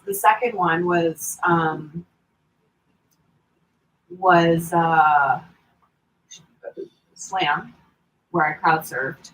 And then the third one I think was Fight the Power. Oh, I'm probably never showing you that. I started a riot.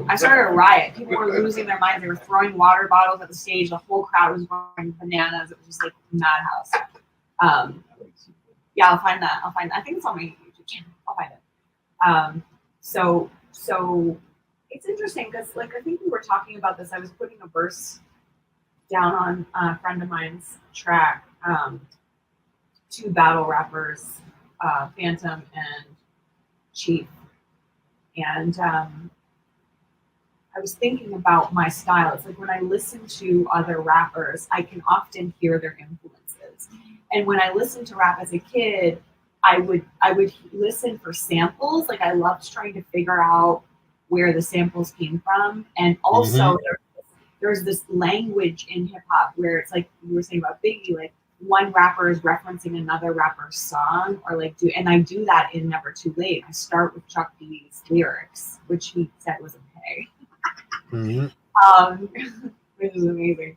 And I loved as a kid investigating that and having to figure it out just based on other records I listened to. I didn't really read the rap magazines. There was no rap station in Toronto. I didn't have access. We didn't have a radio station. So I was like doing my research in the songs. So referencing other rappers, like there's a bunch of references in this song. This is like, I say you gotta walk like a champion to ride Mandy Mayhem. That's Buju Banton. I love dancehall. I'm a big dancehall fan. Part of what I grew up on too. I talk about Bobby Brown. Always on your phone. I say, I'm Tenderoni. You're Homer Simpson. I'm Tenderoni. Always on your phone. Gray-haired lady screaming "Welcome to the Terror Dome" is another hip-hop, polygamy reference. But like Tenderoni is to the Balleroni. You know, I loved Bobby Brown. I wanted to marry him. Oh.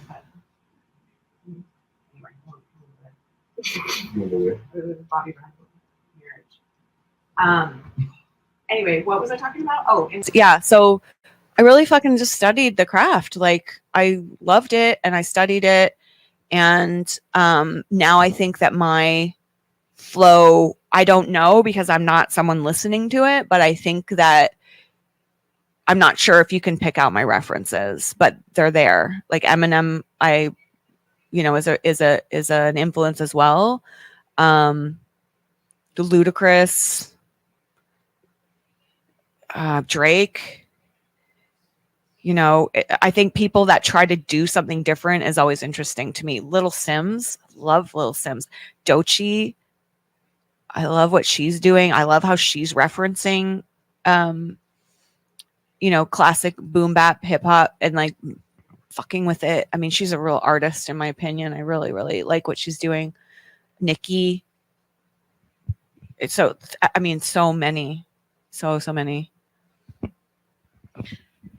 So, Keith, sorry, my screen locked on me.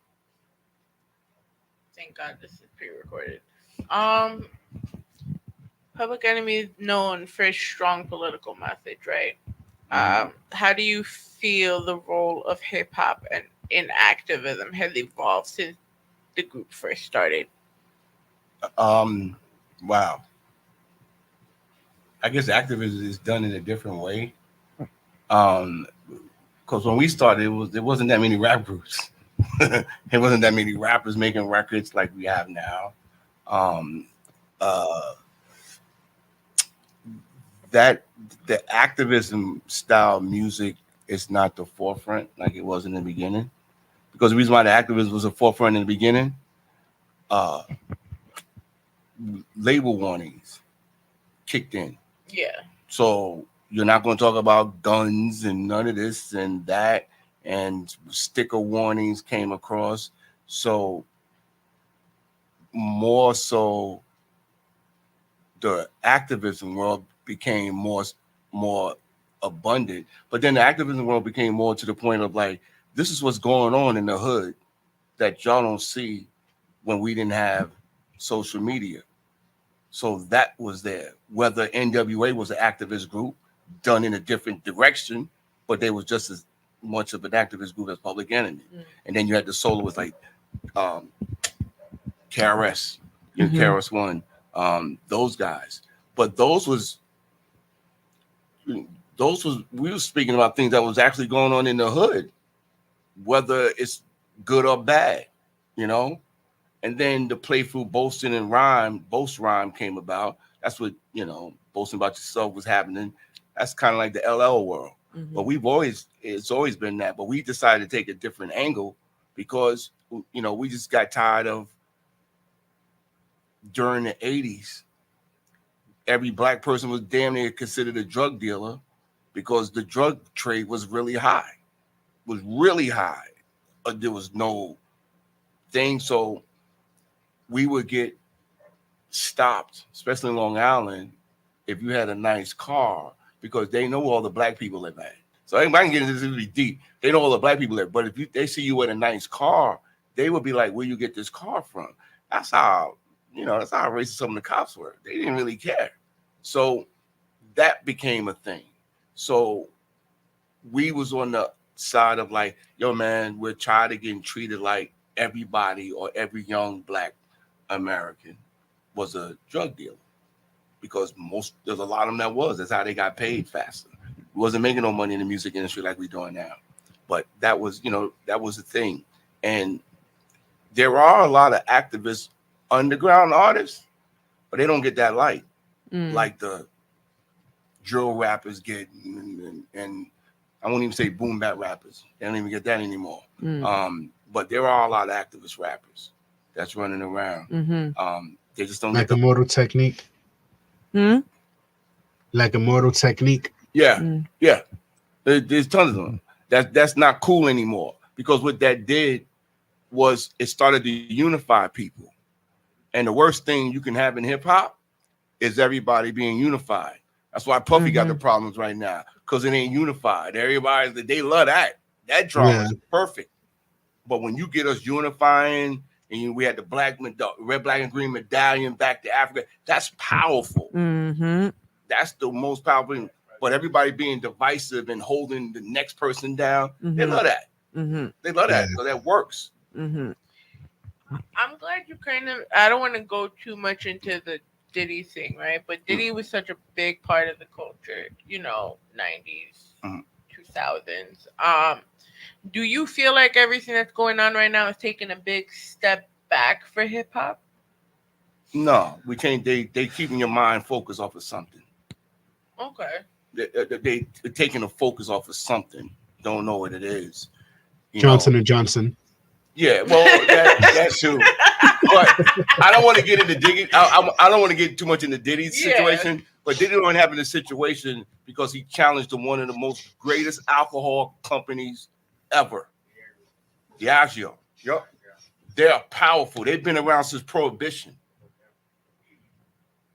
He went after them, won, and then if you notice, at the same time, 50 was trying to get his liquor into sports stadiums. They control that so hard. That's why he went down to DC. That's a whole other game. And that's part of the deals with the industry. So they throwing up all the other smoke screens, whatever. But okay. But we don't want to get into that. Yeah, I mean, like, it's I agree. I just want to speak, from the female perspective on this. It's like what he did was heinous. Not that it was just women, but it was heinous. The shit going down was heinous. And it was covered up because it was in everyone's best financial interest for it to be covered up. But then when it stopped being what he was doing, stopped being in everyone's best financial interest, when he started to take care of his own financial interests, then all those things are used to take him down. I wish that it was just justice for the victims, and I'm happy that that's happening, but it just shows how powerful certain folks are in the world, that they can just like keep something under wraps for that long. And is it hurting hip hop? I mean, I guess I am in the hip hop community. I'm not in the black. You're in it as much as we are. Yeah, thank you.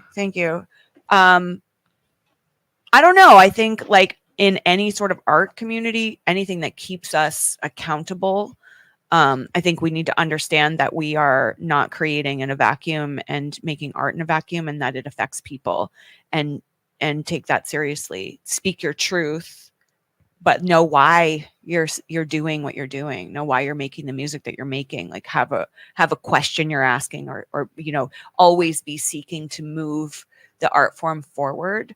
And I think sometimes people just get to a point where they're checked out. And I think when you're checked out, you got to go. So he's got to go. Keeping everything positive is supposed to be. Mandy's, we keep things fun. Yeah, but speak truth to power. That's happening in my music too. Yeah, you speak truth to power. And when you speak truth to power to some people, that can be like, oh, wait a minute.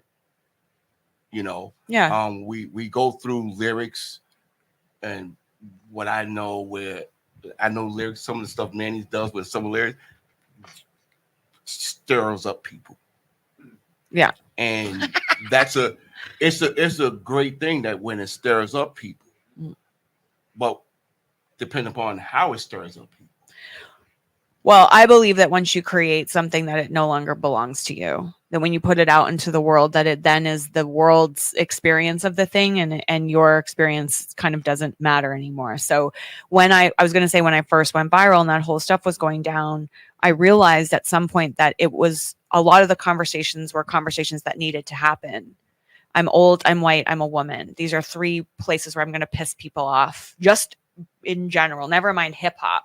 But those 3 places. So throw hip hop into the mix, and you can pick a side from which you want to be pissed off at me. And so the conversations that are happening in my comments are ones that need to happen for people to heal. And it's not about me. It's about the healing that needs to happen. So even though I'm building bridges in positive ways, like bringing the message literally to that woman in Oklahoma, there's also conversations that are helping people heal and feel heard. And when I do my live streams, I make sure that people feel seen and heard. I've had people come into my live stream.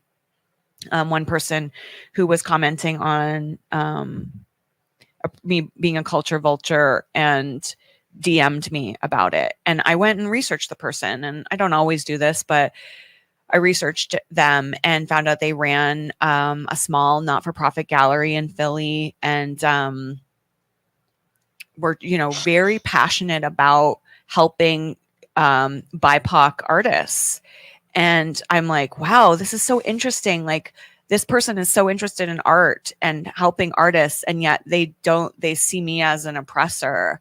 It's really interesting. So I just approached it and I said, hey, I see you and I hear you.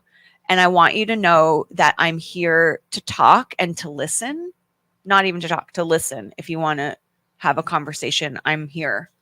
And I respect that you have feelings about this. So they said, wow, I'm shocked that you said that. Let me think about it. I'll get back to you. And they didn't get back to me, but I'm still here. And I think that's the most important. It's the only thing I can do is just like hold space, because everyone has a right. Like I said this to my moderators in my TikTok live streams, that like when someone comes in and they start screaming about appropriation or culture vulture stuff, I don't want you to mute them. I want you to let them stay. Let them talk.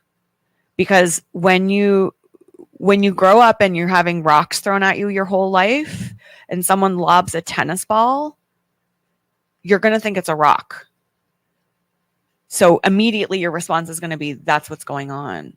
But it's not. So you have to give them time to be like, oh shit, that's a tennis ball. But if you kick them out right away and just tell them they're wrong, we're never going to solve any of this. No one's going to heal. So that's what happens when you get popular. Yeah. The bigger you get, the more crazy people come after you. But that's only a small fraction of it. Mm-hmm. It's what you do for the bigger people that rocks with you. Yeah. Because you always want to get those little bit of people that's very small. It's not like, and then when people come at you 1, 2, they know that you're doing something that's kind of hot. And that's why, because if they didn't like it, they won't comment. They will just keep going. And both ways, you know. So it's a good thing. Me and Manny, we talk about these things. And I say, yo, the more we go at it, the more we build this, because it's me and her, and we had two different levels, but we are at a level like, why is he with her? Why is she with him? Then the other stupid shit comes about. Oh, I ain't gonna even say that part. Yeah, I can't say the stupid part, but it's our preference as what we do, and nobody can stop us from what we do. To piggyback off of what Katie just asked, and not to dig too deep into the subject because it's way beyond us, music industry wise, and you know it ties to Puffy. And I'm gonna recite these lyrics because it all falls within that community. And I'll break it down. It's a secret society. All we ask is trust. And within a week, watch your arm freeze up. Brazier get ripe. A to a D cup. Weave get tight. Pedicure your feet up. Ears get iced. Gear get spiced. From hood rat to superstar, there's your life.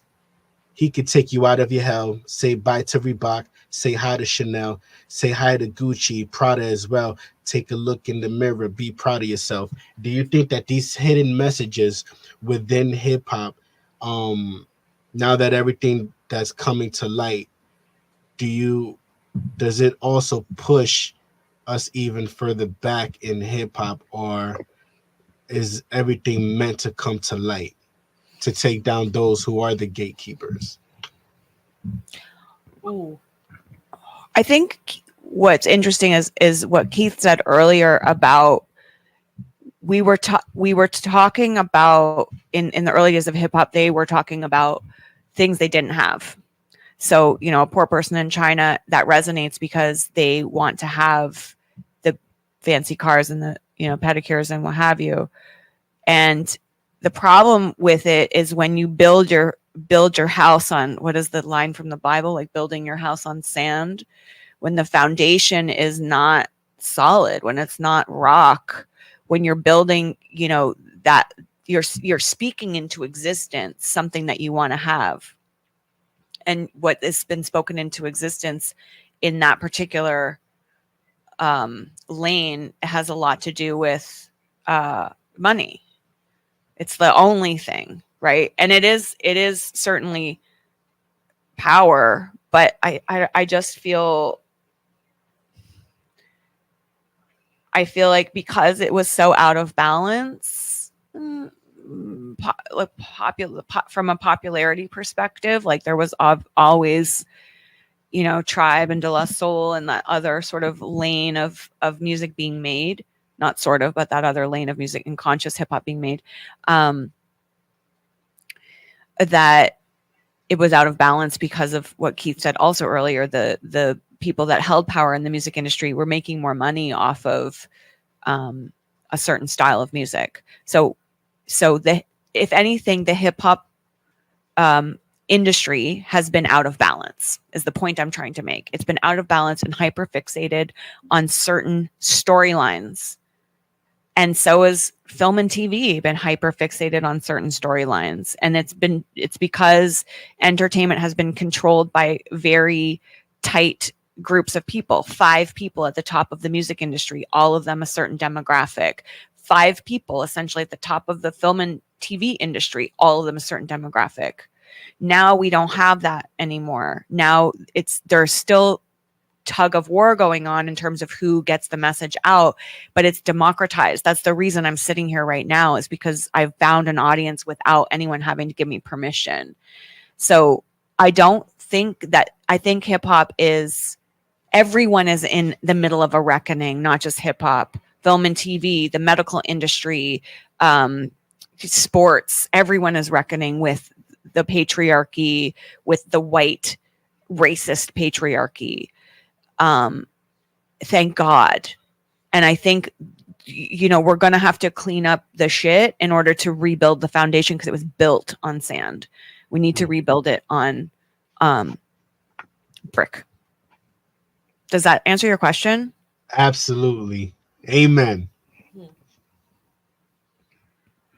So, how would you tell other young women, like even people like me, people my age that are trying to break into the hip hop industry? Because I've gotten a lot of backlash being in this industry. How do you, you know, you already told us about how you built your tough skin, but how is it? You know, this industry is pretty much like a giant popularity contest.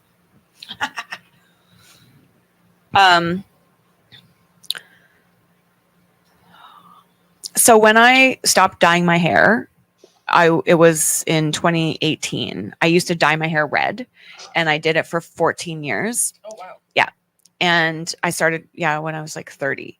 So I thought that's just what you did when you get gray hair. You just dye it. That's right. Why would you? What? Of course you just dye your hair. And then at one point I realized I didn't have to do it anymore. And when I started to let it grow out, I realized that I had based my sense of identity on how the world saw me. And it's hard. You walk out every day, and I had this glorious mane of fiery red hair that was from a box, but it was quite bright. And people would comment on it all the time and say, wow, your hair, I love your hair. I love what you're wearing. I love your shoes. You know, this like, it's like a way that people communicate in our culture, North American culture. And it makes you constantly think about how the world sees you. Like, I don't know if men have this experience, but females quite often, it's the way people greet you is to comment on what you're wearing or how your hair looks or whatever. And it takes you outside of yourself. When I stopped dyeing my hair, I started to think about what it would feel like to walk into a room and just look around the room and decide what I like about the room, who I want to talk to, how I feel, instead of being like, am I safe? Is that guy going to come on to me? Is that girl going to give me a dirty look? Is this guy going to like my hair? How am I being judged? And it starts when we're young with being judged by our friends. Girls are so mean to each other and have so much to say. So we're conditioned to always be self-surveilling. Like you have a camera on yourself all the time being like, oh, you did that wrong. Oh, stand up straight. Oh, tuck your shirt in. Like all this shit constantly going on. So my practice when I stopped dyeing my hair was to come back into my shoes and my eyeballs, I called it. So to ground my feet, feel my feet in my shoes and look out at the room. I see this beautiful picture. I love it so much. And to be in my own body instead of thinking about V looking at me and what's he thinking. Yeah. That is the key to surviving life, and especially surviving life as an artist. You can't create from here. It's never going to be. You're never going to discover anything if you're constantly watching yourself. The only way you can discover something, and that's what makes art interesting. As you know, as a photographer, it's all about discovering the moment, holding the frame and letting the moment find you and pressing the button at the right time. Yeah. Right? You can't do that when you're watching yourself take the picture, worried about like, oh, are my pants coming down? Like, am I, you're got to be looking through the lens. And when the onslaught comes at you, the negative criticism, it's trying to pull you back out here again. So the longer you can stay inside, that's the discipline, is to just keep bringing yourself back. I like that. Because if you watching, you better listen to this advice, man, because you don't know when you're going to get this again. I'm just saying, Mr. Raymond. Yes. So Mandy, at the start of the show, we mentioned something, and I came across it earlier, and like I said, it's been like 2 weeks of just like me being completely like at a loss for words as far as fascinated. So I have to ask, how did your show Mandy Mayhem's Rapping with Actors come about? All morning, Okay, so interesting. You mean like the concept for the show, or how did I get it made? Like, how did I get it produced? All of the above, because I noticed on Prime that there's only one season. Yeah. I know, right? So I have another show called Mother, which is a short form comedy series that I wrote and starred in about a housewife who fantasizes about being a rapper. And it was on True TV, part of this other show called Rachel Dratch's Late Night Snack, which is an anthology series. It's like SNL, but with all this stuff is pre-taped. It's not like live sketch comedy. There was like Alec Baldwin had a series in there, Sarah Silverman, all kinds of things. The Impractical Jokers started from that show.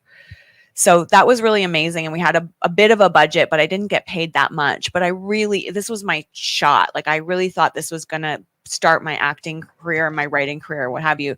So what I did was I gathered together a bunch of interns in Toronto to help me. And I was like,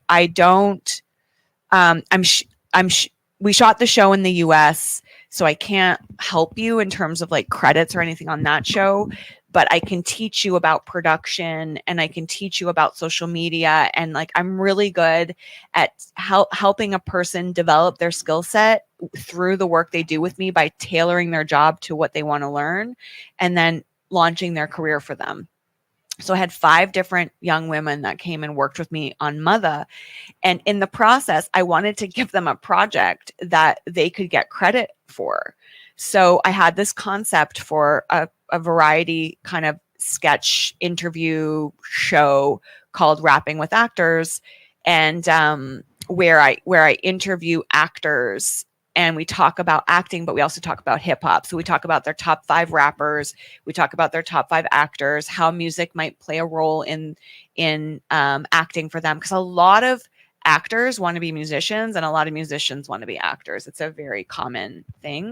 Right. So I was trying to find a thread between the things that I love, and I like to create these containers creatively that are big enough to hold all the stuff I love. I love writing, I love acting, I love comedy, I love music, I love, hip hop, I love poetry. So how can I create something that can hold all of these things?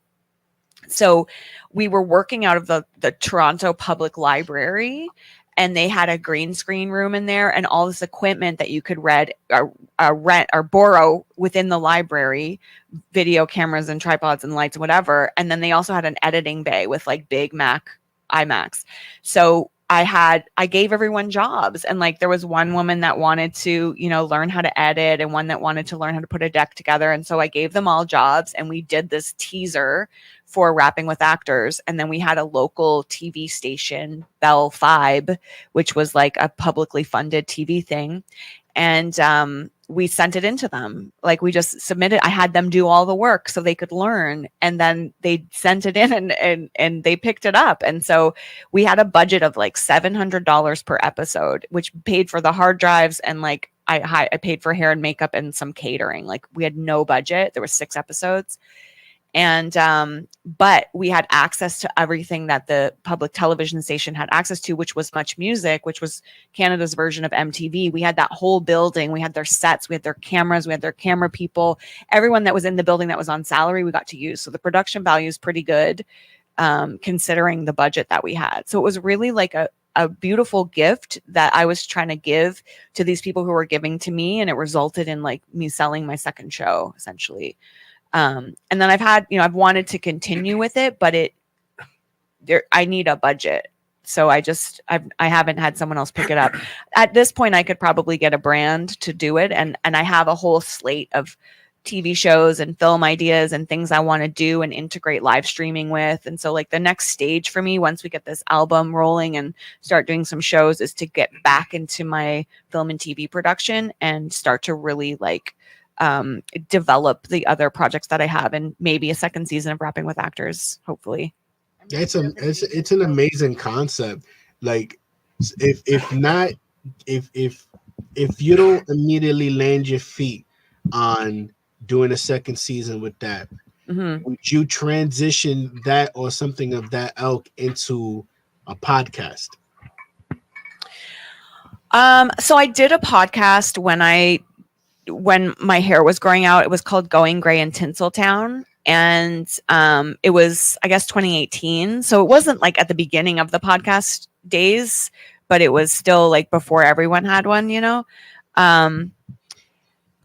So it's a lot of work, as you know. And I feel like with everything else, I don't know that I want to do it. It's not completely off the table. Like lots of people have kind of approached me about different podcasts, but I think that it's a very visual show.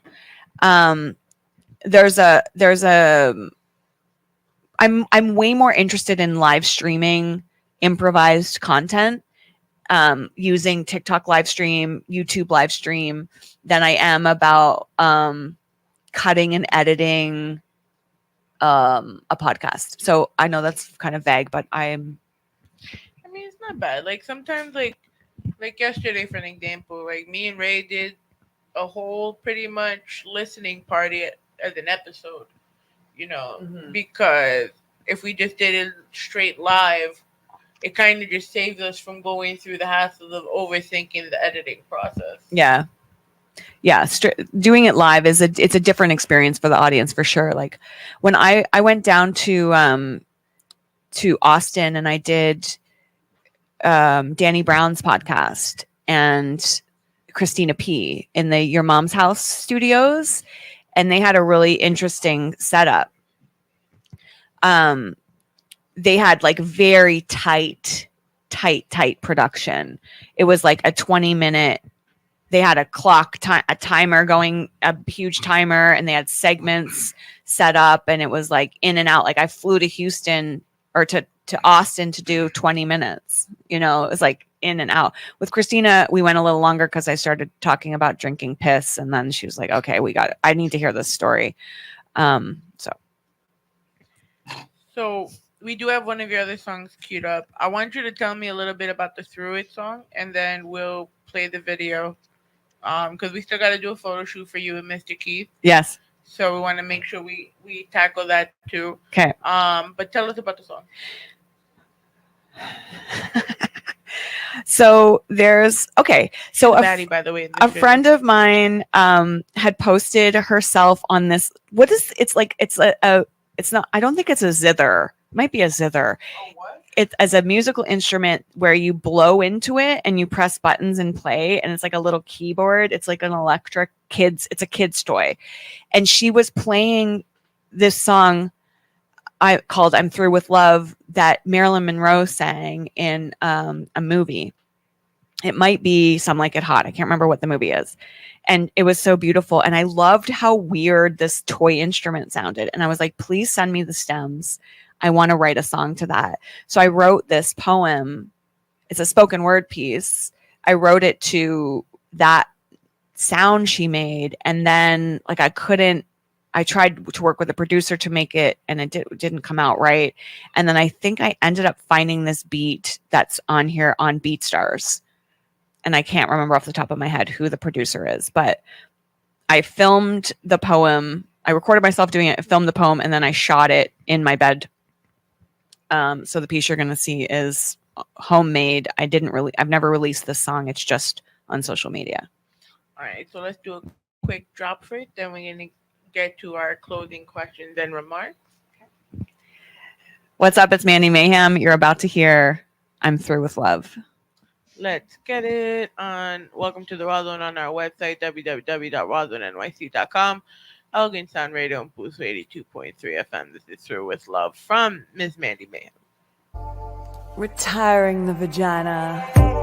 Hang my jersey on the wall. I've seen it all. Bounced a lot of balls. A statistically significant volume, and still my pussy is a treasured heirloom. It's appraisal and subsequent valuation performed by me. Considering an NFT, at least then I'd be compensated for all the residual damages done by witless dicks so consumed by consumption they fail to realize the tricks of kids. Stop playing, Dating men my age has me playing dick detective. Should have all the badges by now, but I don't. All I have are fault lines on my labia where impatient dicks tried to undam my divine entrance. Didn't know they had to wait till it was wet. Time to build an electric fence, cause what's on the other side is no longer relevant to you.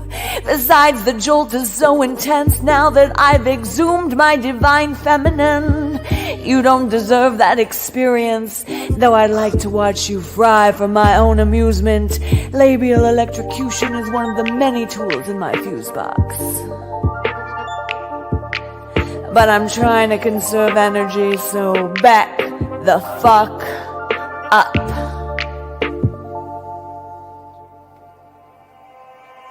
I'm through alone, I'll never fall again. Let her do it alone, don't ever call again. So I'm through with love. I'm through with love, I'll never fall again.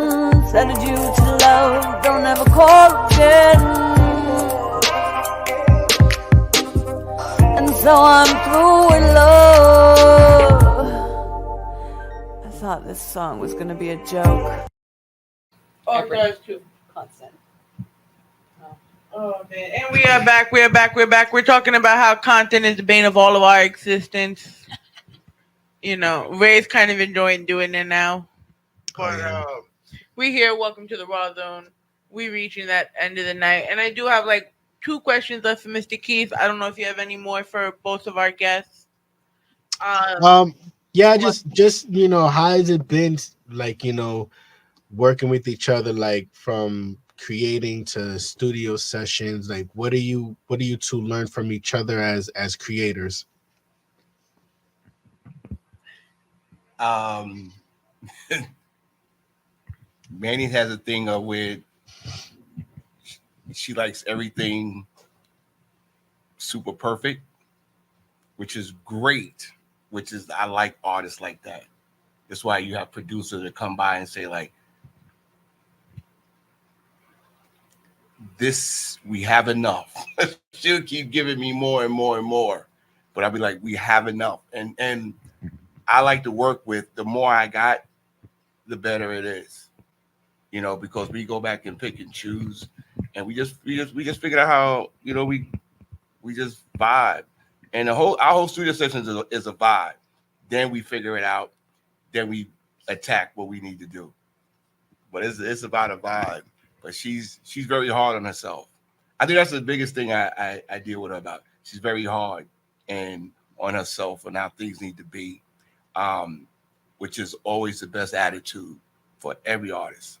Mm-hmm. That's why producers are there to be like, to dial back and, okay, we got things. Raymond, who did that remind you of? Myself. I've been working with him since, 2 years before the pandemic, when you had that issue where they played you with the Chris Rivers shit? Yeah. So 2 years before the pandemic. So we're talking about 2018. And I swear to God, it's been a consistent battle. But at least I know it's not just a him thing. It's an overall artist thing. Well, sometimes when you first start working together, you don't know what is possible. Mm-hmm. So a lot of it for me, like I've recorded other songs. I have 2 other albums, one that didn't really get released, and then another one that was there for the TV show. You know, and people don't expect me to have so much to offer. And so they just kind of stop me, you know, oh, that's cool, whatever, you know, cool. So Keith took a lot of time to hold space to figure out what it was that I was capable of doing. I think what I learned from him is so much about the history of hip hop, the culture, about what it was like for him growing up in the times before I was born. You know, stuff that you don't like, just I get it so much more now, and I thought I got it before, and I get it so much more now. But on a personal level, just working with someone who, I'm just going to be blunt, like didn't try to assault me was a huge relief and helped me open up as an artist. I've been since I was 20, been trying to make music. And I convinced myself in my 20s that the only reason that producers were trying to work with me was because they wanted to have sex, and not because I had anything to offer as an artist, because it always came to that. They would always try to have sex with me. And so I thought I didn't have any talent and stopped trying, essentially. And then when Keith believed in me, my first thought was, oh, is he trying to have sex with me? Because there were other producers that reached out that are Grammy winning producers, like have worked with Beyonce level producers, that I said, if this is why you're contacting me, please, this isn't going to happen. And then they still tried anyway.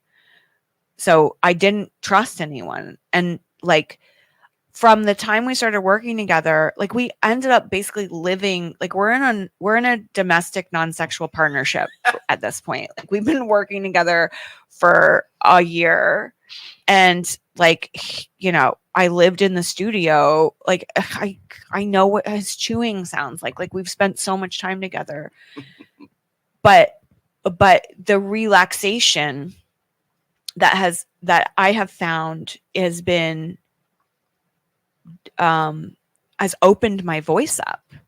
I'm singing and hitting notes and doing things with my voice that I didn't even know I was capable of, because I feel safe with this human being that respects me as an artist and sees me as an artist first and a woman second.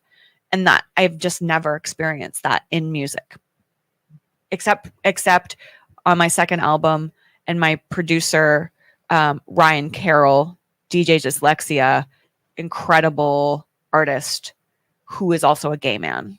So I didn't feel threatened. Just straight up facts. He's not gay, guys. No, I didn't mean that. So the lesson today is Keith Shocklee is not gay. No disrespect to gay men out there, but sorry, man. Yeah. Didn't mean it like that. But that, I mean, I cannot understate how important that has been for me. So thank you. Oh, thank you for listening to me.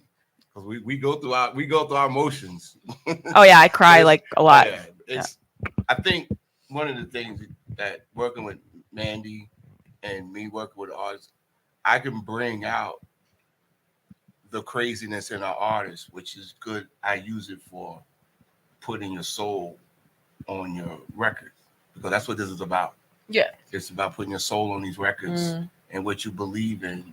And trust me, when I was doing third base, Search and P Nice, I just had them going at it because I wanted them to bring out the best in them when I did their songs, Step Into the AM. And that's what that did. Because it's art, man. You got to bring your best out. It's uncomfortable. I figure out how to push those buttons to bring that artist. I've been with artists that when I push those buttons, they be like, I don't want to do this anymore. I said, well, this is what does it take to be who you want to be. And then they realize they don't want to do this. So I'm like, okay, you going about to say. But staying in there, dealing with my craziness and how I want things and how things need to be, because if I'm hard on you, you can get through this, you can deal with the people out in public. Because they're treacherous. They're treacherous. You're not hard on me though. You're not. I'm not? No. Ray, am I hard on you? No, I don't think so, because we understand each other. So it's like a partnership. Well, you know that being hard on me won't help. It won't help. What helps is you being like, you're being too hard on yourself. That's what helps me. Yeah, okay. When you're like, oh, she's really too hard on herself. Yeah. You're like, but you know, the thing ultimately is like, we both know when that was the take. We're both like, oh, that was the take. We both know that. That's the ultimate thing that you have to have with your collaborator. You can have some differences of opinion, but generally we're both like, oh, that's it. Yeah. You build the foundation. Yeah. The foundation, though, is like the most important part, I feel like, of the relationship. Because I've worked with many artists. Like, I because I went through also getting my master's in PR, I wanted like everyone to be my test dummy. So if it's stuck, it's stuck. He gets blasted all this time. Yeah. But congrats, that's amazing. It is. Yeah. Because I'm a Gemini, so you know for a fact that we don't got patience. No. Are you a May Gemini or June Gemini? June. Yes. The psycho ones. Yes. Oh yeah. Yeah. June what? 20.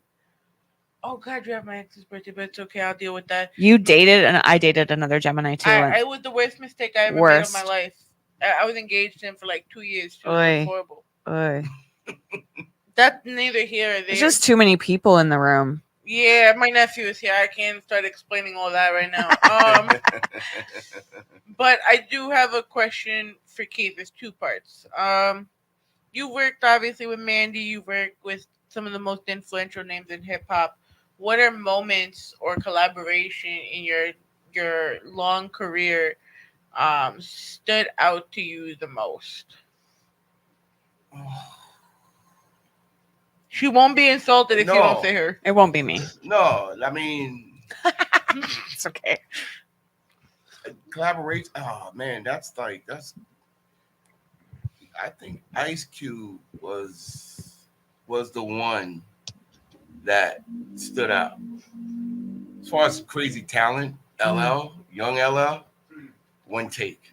And I never worked with a one take person in my life. Wait, but let me ask you a question. Did the Force live up to LL and his legacy? Did the Force? Yes, his Have you listened to it? No, the new one? Yeah. I haven't listened to the new one yet. The one they ain't nobody gave it to me. So put that out there and I'm gonna call them. Y'all didn't give me It's on Spotify. I'll tell F to tell I got you. I ain't listened to it yet. Oh, it's cool. Where's my vinyl? Yeah, I need my vinyl. But I think Ice Cube was one of the because when he all this stuff that he went through with Easy and everybody, and then he decided to break off, and he was coming over to the East Coast to do his album, and nobody thought that shit was gonna turn out like it did. It's like Jinx was in there, so and our goal was what we do as producers. We ain't the producers that like Mustard on the beat, yo. We ain't that producers, even though Mustard is dope. But we always wanted to make it about the artist. We never made it about us. Never. So Ice Cube album was about we need to sound so West Coast and doing it in the East Coast. It's like making a movie. So that's why I think that's why it was there. It was about a movie. He had ideas. He had 8 composition books of rhymes, and it's like with man. See, that's why I trip out with Mandy, because she just had rhymes and words all over the place. Trust me, some of the songs we just took from this thing she wrote there, that thing she wrote over there, and I'm like, it lines up. So let's put it together. But see, and that's why it's kind of dope. And that's what I like what you said, because I was listening to Nas, to Book of Rhymes, and then when you look back as to how disorganized he was with his thoughts, but yet he's such a genius, like that's why I feel like some of your hustle comes from, like the Queen's artist, and every time I hear you, I think of LL, I think of Nas, and then he's saying your writing process. I'm like, okay, this really makes a lot of sense right now. I'm very free. So when I was in grade 1, first grade, you call it in the United States, grade 1, I had a teacher who would make us do an hour of creative writing every day, which is insane for like 7-year-old children. But she was like, I don't want you to worry about punctuation or spelling or your handwriting or anything. Just write. It was like a free creative writing exercise in like a fundamental time in my brain growth. So the way I approach a creative process, the way I shop, I go shopping like this. I go into a store, I pick everything I want in the whole store. I go into the change room with like 600 things. They think I'm a lunatic, but I give myself complete freedom. Even if my budget's $100, I pick up everything. I go into the change room and then I try it all on, and then I worry about how much it's going to cost. So my writing process is just bleh, like just write. We have a song called Delulu that Chuck D is featured on. I wrote 6 or 7 pages of typed lyrics. So many lyrics. It's about AI, social media, like where we are with tech and the arts. And I have so many thoughts about it. I wrote and wrote and wrote and wrote. I was like, how am I going to bring this down? I just kept like cutting and cutting and cutting. The song's not done yet. I might even cut more. But I think that you have to give yourself freedom to make a mess, and then the editing process is where you find the gems. If you try to start with perfection, and there's like, that's a skill set too, to be like, okay, Lose Yourself is a song I do over and over again. The majority of that song is rhymed on the letter O. Like the whole fucking verse is the letter O. It's nuts. So that's a master being like, okay, now I know how to write. Now I'm going to like put restrictions on myself to see how hard I can make this and what kind of jewels can come out. I love that too. I love, pushing, but ultimately I have to feel free, or if I feel restricted, the magic won't happen. Interesting. Mm-hmm. That's how we work. Wow. Because I don't know what she's going to write or come up with. What I am bad at words and remembering words of it, but I'm great at what it should sound like. Mm-hmm. It's supposed to sound like that. Mm-hmm. That's and she's kind of remind me of Chuck. They kind of have the same brain and the same vibe and style. That's why most of the songs that we did is kind of edgy and loud. Because she's the only female I know that can take a edgy, loud record and make it feel cool. Having that there, and when she goes in her zone, I don't know what the hell she says sometimes. I just know it fits. It works. We rock with it. That's how I feel about you sometimes when you talk, Ray. I'm sorry. Sounds good. I don't know what he's saying, but it sounds good. Sounds good. Yeah. All the time. But my last question for Keith, and then if Ray has any more questions, right? Because I also don't want you to be here like thinking you here. We have no questions here. I have questions. Good questions. So Public Enemy's music can continue to resonate with so many generations. I have students because I work my 9 to 5. I work with inner city youth in the Bronx, and they're listening to Wu-Tang, Public Enemy, and they're thinking this shit is so current. I'm like, I was sneaking this stuff years ago, so my mom didn't catch me. What do you mean this shit is new? It's resonating with the new generations. What do you think makes the message so timeless, and how do you stay relevant in our constantly shifting music industry? Those songs that we made are the same things that are happening today. Fight the Power, which was a whole different song that wasn't supposed to. It's a whole Spike Lee story. I ain't gonna get into that. But when we came up with Fight the Power, that song was done. The title was done by the Isley Brothers in '74. They were still talking about the same thing, Fight the Power.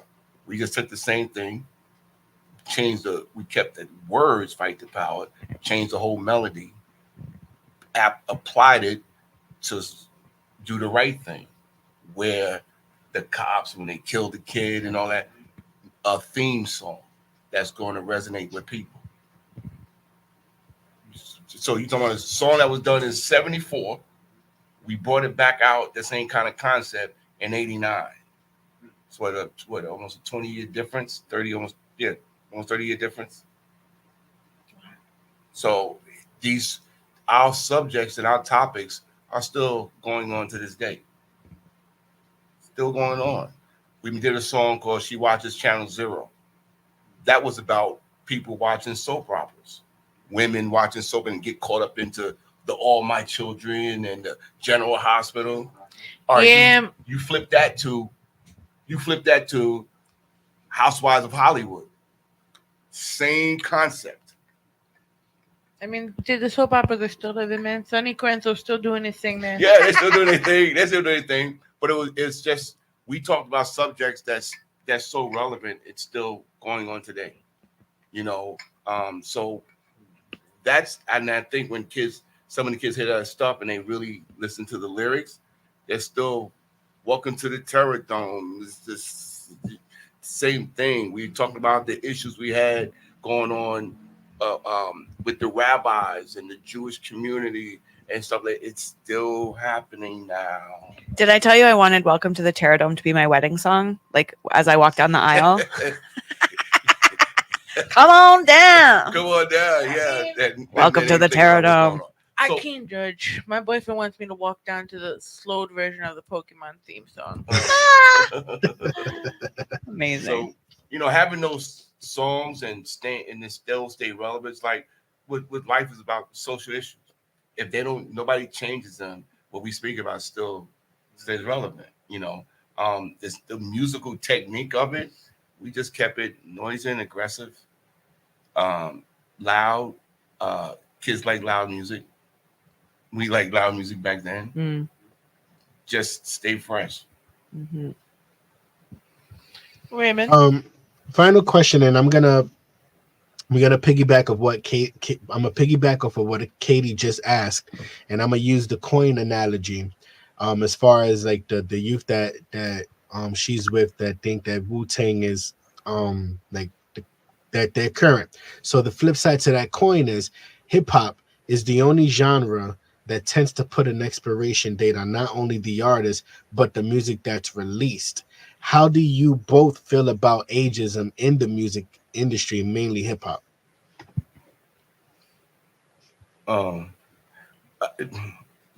We hip hop. We put a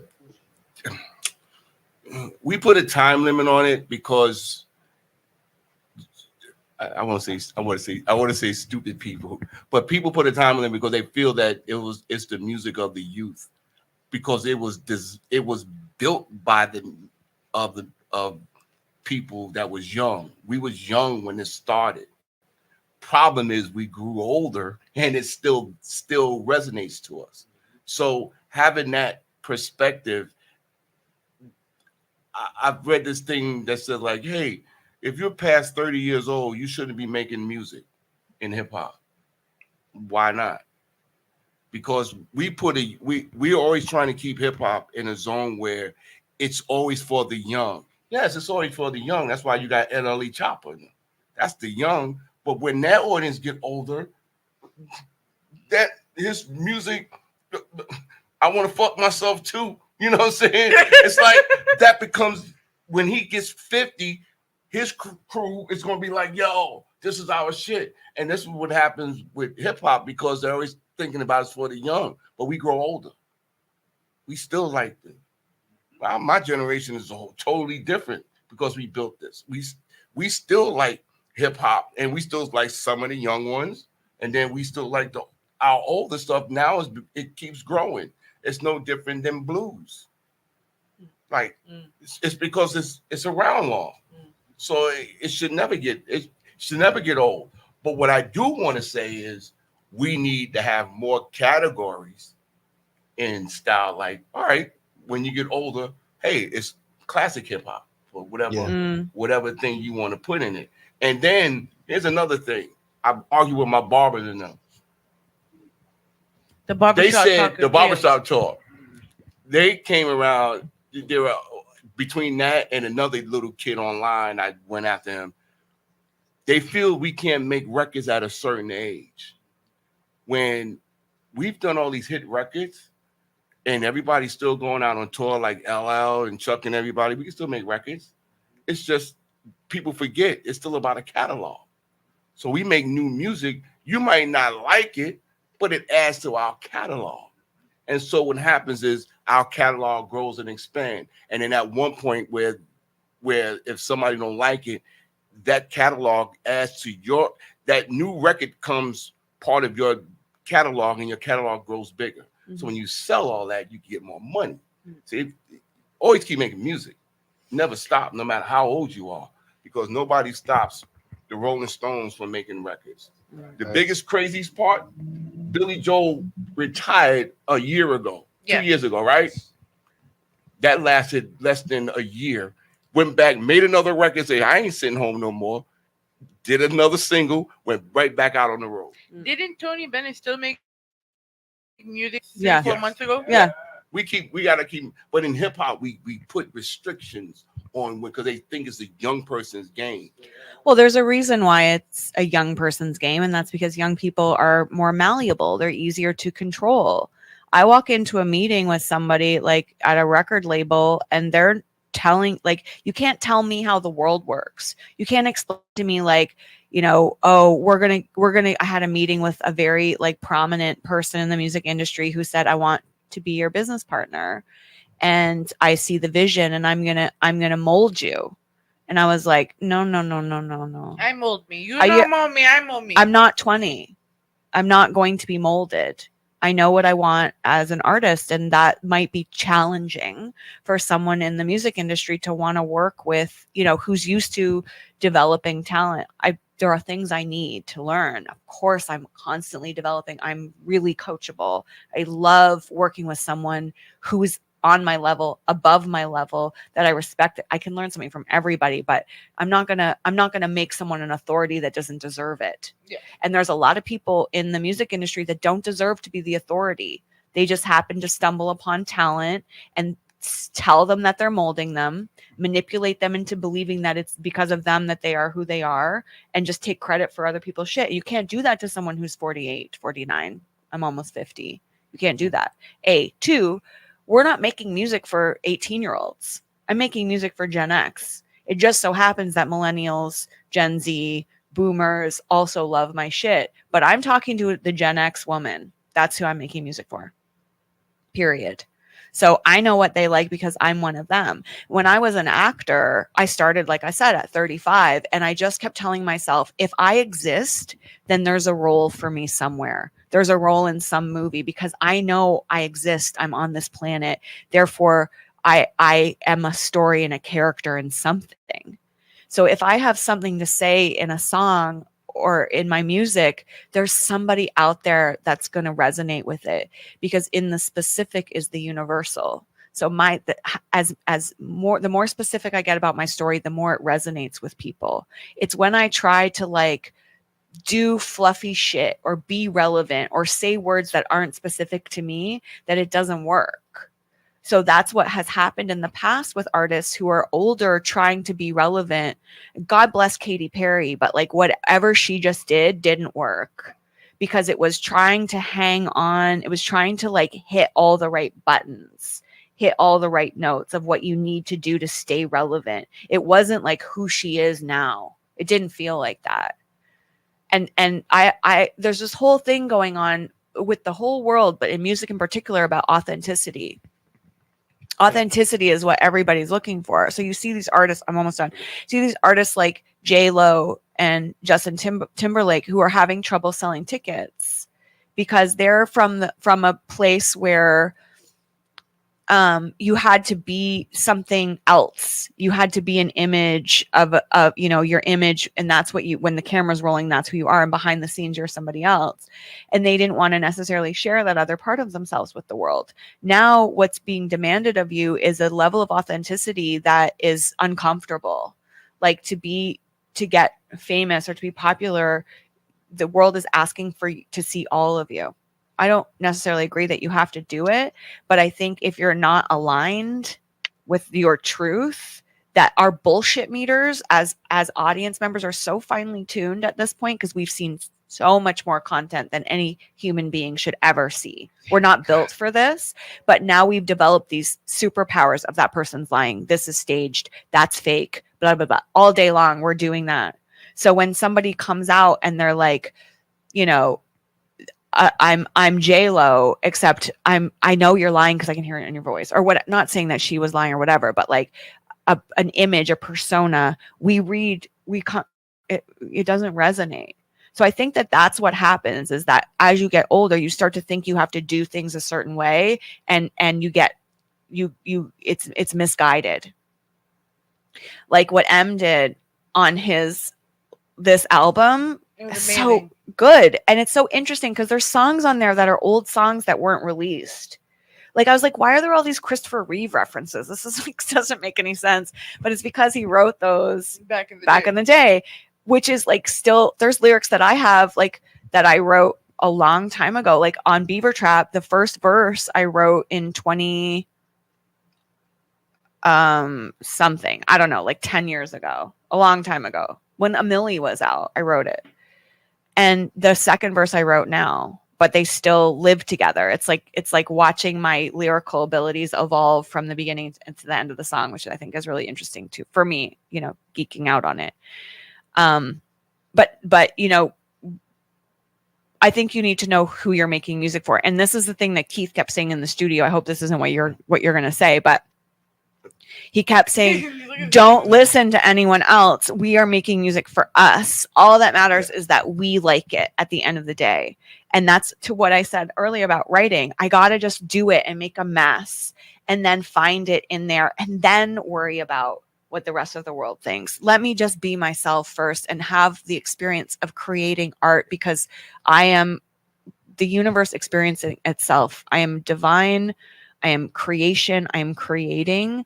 And that's what I want, is to experience my life and experience creating. And when I'm trying to do what I think everyone else wants, I'm not in it. I'm not in flow. I'm not in my power. That's what happens when you brought up the point, when Mandy brought up the point where, like, you brought up the J-Lo point. All her stuff was made for her. So all she had to do was fit the mold. This is why I don't work with artists that don't write. Because I come from the world of hip hop where you had to write. That way you are putting yourself in, not writing because this is what the topic everybody's doing. No, write what you feel. This is why all the artists, this is why the Rolling Stones stays around so long. They wrote what they feel, and they didn't change nothing for anybody. So those things happen. And what happens when you get older and stuff has been written for you, unless you have masterpieces written for you, or you're a vocalist like a Patti LaBelle that can take anything and make it sound beautiful, that's different. But when you don't know where you're going or where you're writing and how your writing's going to be, now you're going to try to do a record to try to keep up with everybody. And no, this is what everybody else is doing. I want to do that. Nah, just do you and who you are. And this is what most producers probably don't even understand with the artists that they're working with. Interesting. I love all the insight. And for someone like me, like I've always said, especially with this show, I think the last 7 years doing this has been my little, selfishly, this has been my way to learn more about hip hop, because growing up, like me and my nephew's father, we had same culture. We're both Greek.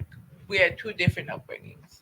His mom let him listen to the hip hop, but he also listened to everything else. Me, however, when I was growing up, I couldn't listen to hip hop. Michael Jackson was like forbidden if my grandmother was living at the house with us. Michael Jackson? Yeah, because they're so used to being a Greek community, right? That it was foreign to them. My mom loved Paula Abdul, but when grandma came, we only were allowed to have Greek music in the house. You know, I remember sneaking one time, and this is Smooth. The video was for Smooth Criminal. And I was here singing along like a little yippy 6-7-year-old.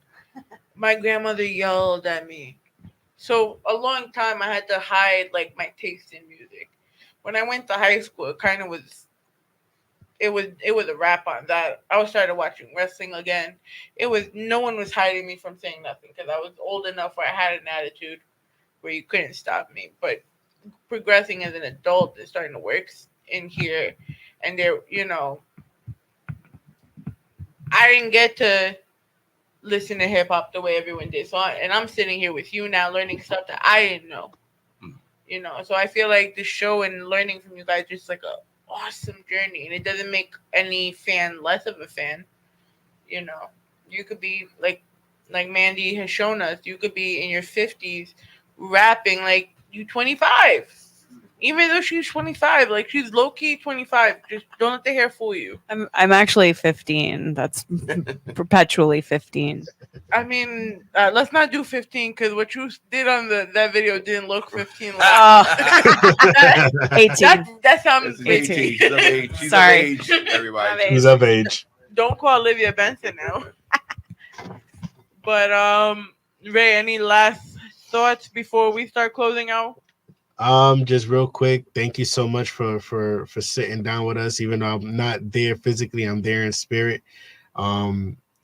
Again, you're super freaking dope, and like I'm listening to you talking. It's almost like it's almost like listening to myself in a sense. But one very last question. Jazzy J and the Fresh Prince. No, Jazzy Jeff and the Fresh Prince. Eric B and Rakim. We got you two now. Do y'all see yourself as that duo now? Look at him, he's so excited. We're not that duo because I don't. He's the DJ. I'm the rapper. Yeah, I'm just a producer. That always been a fan of producer artists, like that connection. I mean, we got a really good chemistry. I mean, if this stuff we do makes some noise and do something and should change people's thinking about stuff, yeah, it'd be. I don't know if we'll be like Jazzy and the Fresh Prince, but I mean, I don't know. More like Sonny and Cher. Yeah, but I'm Sonny and you're Cher. Y'all younger generation don't know about that though. That I got you, babe. Boy, don't even smile and laugh like you know what I'm talking about right now. Yeah. Well, I hope that this reminds everyone of who the fuck he is and what he can do, and that everyone is banging down the door to work with him. And I know I'll get more time and we'll make more music. There's no question. Like, there's no question. And I want to see him like thriving. And I feel like he feels the same for me, that it's like, yeah, if there's something hot, like do it, jump on it. I think we're each other's cheerleaders before anything else. And, we'll keep working together as long as we can. And also you have to like go and do other things and explore other sounds to bring it back to the hive. Like he goes out and works with DMC on the track and now I get to be on it, and not to say that that's always the way it's going to go down, but like I go out and work with someone else. I'm like, oh, listen to this, listen to what they're doing with the production. And then like we jump off on that on a new track. You gotta do that. But there is a thing about like finding we put in the work to get to know each other. That's going to take time with other people. So I think we've created something very specific to us. But I think one of the biggest thing is like the title of her song, It's Never Too Late. That's the thing that I see with us, where I'm in my 60s. He's in the late 40s. We're not out of step. That's one thing. We're not out of step. So I think to me and her being together is like no matter what age you are, you can still do this if you're not out of step of what's happening. Now, and that doesn't mean to do the young stuff, but just what makes you feel good and keep it at a level of, I ain't mad at this. That's where, and us having that combination like that. Yeah. When you hear the album, the full album, every track is so different from the one before. And yet it still sounds like this amazing combination of the two of us. It's him and it's me. And it's like whatever that thing is where we meet in the middle, and every track is different. Do we have a timeline as to when this project is coming out? 2029. No, Stop. No, we're looking at next year, most like next year. Yeah. Yeah. Okay. Between first, second quarter. So I hope we get invited to the listening event. We'll try to fly. It's on him. The flight's on him. Oh yeah. Listening event. It'll be in New York. Yeah. Yeah. Oh, okay. Even better. Get your ass over here to New York, bro. Word. So, because we are now reaching the late nights and Miss Mandy's gonna kill me if she doesn't get her photo shoot. Oh yeah. Keith got his hair done for it, so Listen, man, look at him looking so fly though. Listen, ladies. And this is real hair. This is my hair from half of a kid.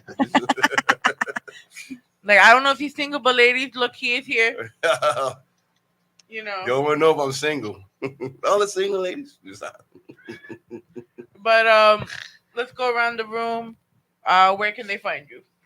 I'm on Instagram, Facebook, whatever. Just put in Keith Shocklee, the only one, and all my social media is that way.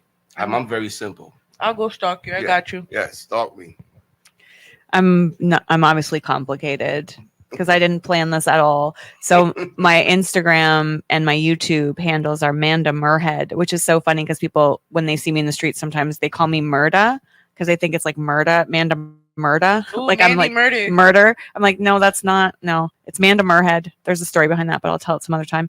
And my TikTok is Ms. Mandy May Cheatham. But if you search Mandy Mayhem, you'll find me on all the streaming channels and the Facebooks and all the places. So Mandy Mayhem, aka Mandy May Cheatham. That's what's up. Suave. Find me everywhere. Twitch, not Twitch, my bad. X, formerly known as Twitter, Threads, Instagram, Facebook, YouTube, at It's Ray Pearson, It's RayPearson.com. Suave. So I am the heartbroken KDK because we really just found out after the game being tied at the bottom of the ninth, the Mets lost to the Phillies by 1 fucking point. Oh my God. I gotta hear my Philly fans. I was talking. Yo, so you know what it was? Because yesterday all these Philly fans wouldn't stop talking shit. So now they wanted to get their lick back by that 1 point. I'm not digging this. See, I made a bet with a security guard at my job. Mm-hmm. And because I'm Greek, I don't get a lot of Spanish food in my life. Mind you, my boyfriend's Puerto Rican, but his mom cooks, like, with all the love in the world, she cooks a lot of spaghetti. So I don't get the Spanish food unless I go to, like, somebody's house and be like, Abuela, can you make me some pernil? Huh. So we made this bet that if the Mets made it into the series, not even winning the series, because I dead think it's going to be a Yankees versus Mets series. He's like, I'll buy you 3 Spanish dishes whenever you're hungry. Now, if I lose, so meaning the Mets don't get the 5 games right now, I got to go buy him 1 ticket to the movies. Wow. So I really want my Spanish food. I need my Mets to win because I've been a Mets fan. Like, I grew up a Mets fan. You know, Yeah. my uncle would like put the games on when fucking Shea Stadium was still alive. Yeah. Isn't it about that one, right? So interesting how that you're the third person, this one and this one, who've said that the reason they're fans is because of a relative. And I think about like my dad and how we would watch hockey together. I'm a Canadian, right? So we would watch the Maple Leafs and it was always like, who are they playing, Dad? And he'd say the Ruskies. And it was like, that's the other team is the Ruskies, meaning the Russians. I don't know why, but it was like the Maple Leafs against the Ruskies. And that was like my thing growing up. I don't watch hockey now, but like it does make me think of my dad.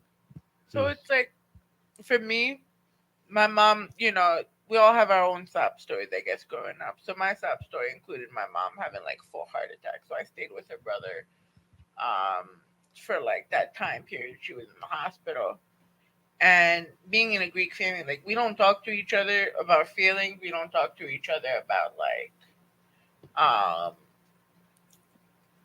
politics, feelings, and money are the 3 things you should never talk in a Greek household.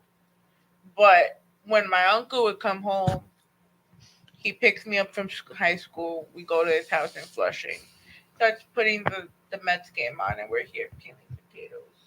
You know, once I can show you guys after, but they're the memorabilia. He went to the '86 World Series when he first emigrated to the United States, him and my mom. So he bought that right before they won the first World Series. Their second World Series, I'm sorry. So ever since then, like, that there's no. I mean, you don't even watch baseball, do you? So I don't gotta worry about it. There's no outside of Met baseball fan in this family because everyone found a way with him. You know, he took his son, my older cousin, to the games at Shea Stadium. I think I only went to one because by the time I turned, I want to say 15, 16, I think that's when they started doing the process of getting City Field going. So it was like they were on their way out. So I had to have those memories, but it's something that keeps the family together because nothing else could have. I love that. Now, if the Mets don't fucking win, I can't go to work looking like a fool right now. But nah, they gonna win. I think they're gonna get the Phillies. They gotta get the Phillies. I went on a tangent. Did you do your closing and I forgot? Suave? Are you frozen? Oh. I was saying, did you do your closing or was I rambling? No, he didn't do his closing. He didn't. Oh, okay. He didn't do his closing. Where can they find you? Oh yeah, he did. I did my closing. Yeah, I did my closing. Okay, I just want to make Sorry. sure. Yeah, you did that. But you can find us everywhere, www.rawrzonenyc.com. Gorilla Talk Podcast is probably going to come back sometime this week because we got to talk about Bad Blood and KO kicking Cody's ass. Final Boss is back, so there's a lot to talk about in the wrestling world again. Find us on Elegant Sound Radio, at Elegant Sound Radio, at Puso 82.3 FM. For myself, follow me everywhere at imivy.xo_. Yeah, if you don't follow Miss Mandy Mayhem, if you haven't gotten in touch with Mr. Keith Shocklee, I don't know what the fuck is wrong with you. You must be on some, what is it, K2 now? Some super high Molly, some shit. But you're not in your right mind. So tap in with them. Artists, if you actually did listen to this, there's so much things you could have picked up. We'll see who's going to be coming on next week after this. Kind of hard. Like, this is the first time we went to 3 hours with an episode. So that's how you know the jewels were dropped. No, never apologize. Yeah, never. We don't get stimulating conversation sometimes. We got to drag it out of people. Oh, yeah. Oh, you're around the wrong people for that. Me and her, we'll talk to you for 2 weeks. Listen, don't get me started. I'll make sure I get all your contact info and call you back whenever. I'll even bring your friend on. V, he's an incredible rapper also. What a story. Yeah.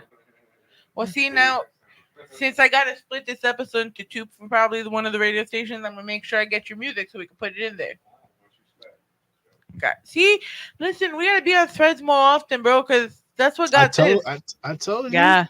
They ain't hiding. They hiding over there. Yeah. Zuckerberg, cut me a check, bro. From myself, Ray Pearson, and our very awesome guest here, I bid y'all a good night, a good fight, a too sweet, and I'll see y'all next week. Thank you.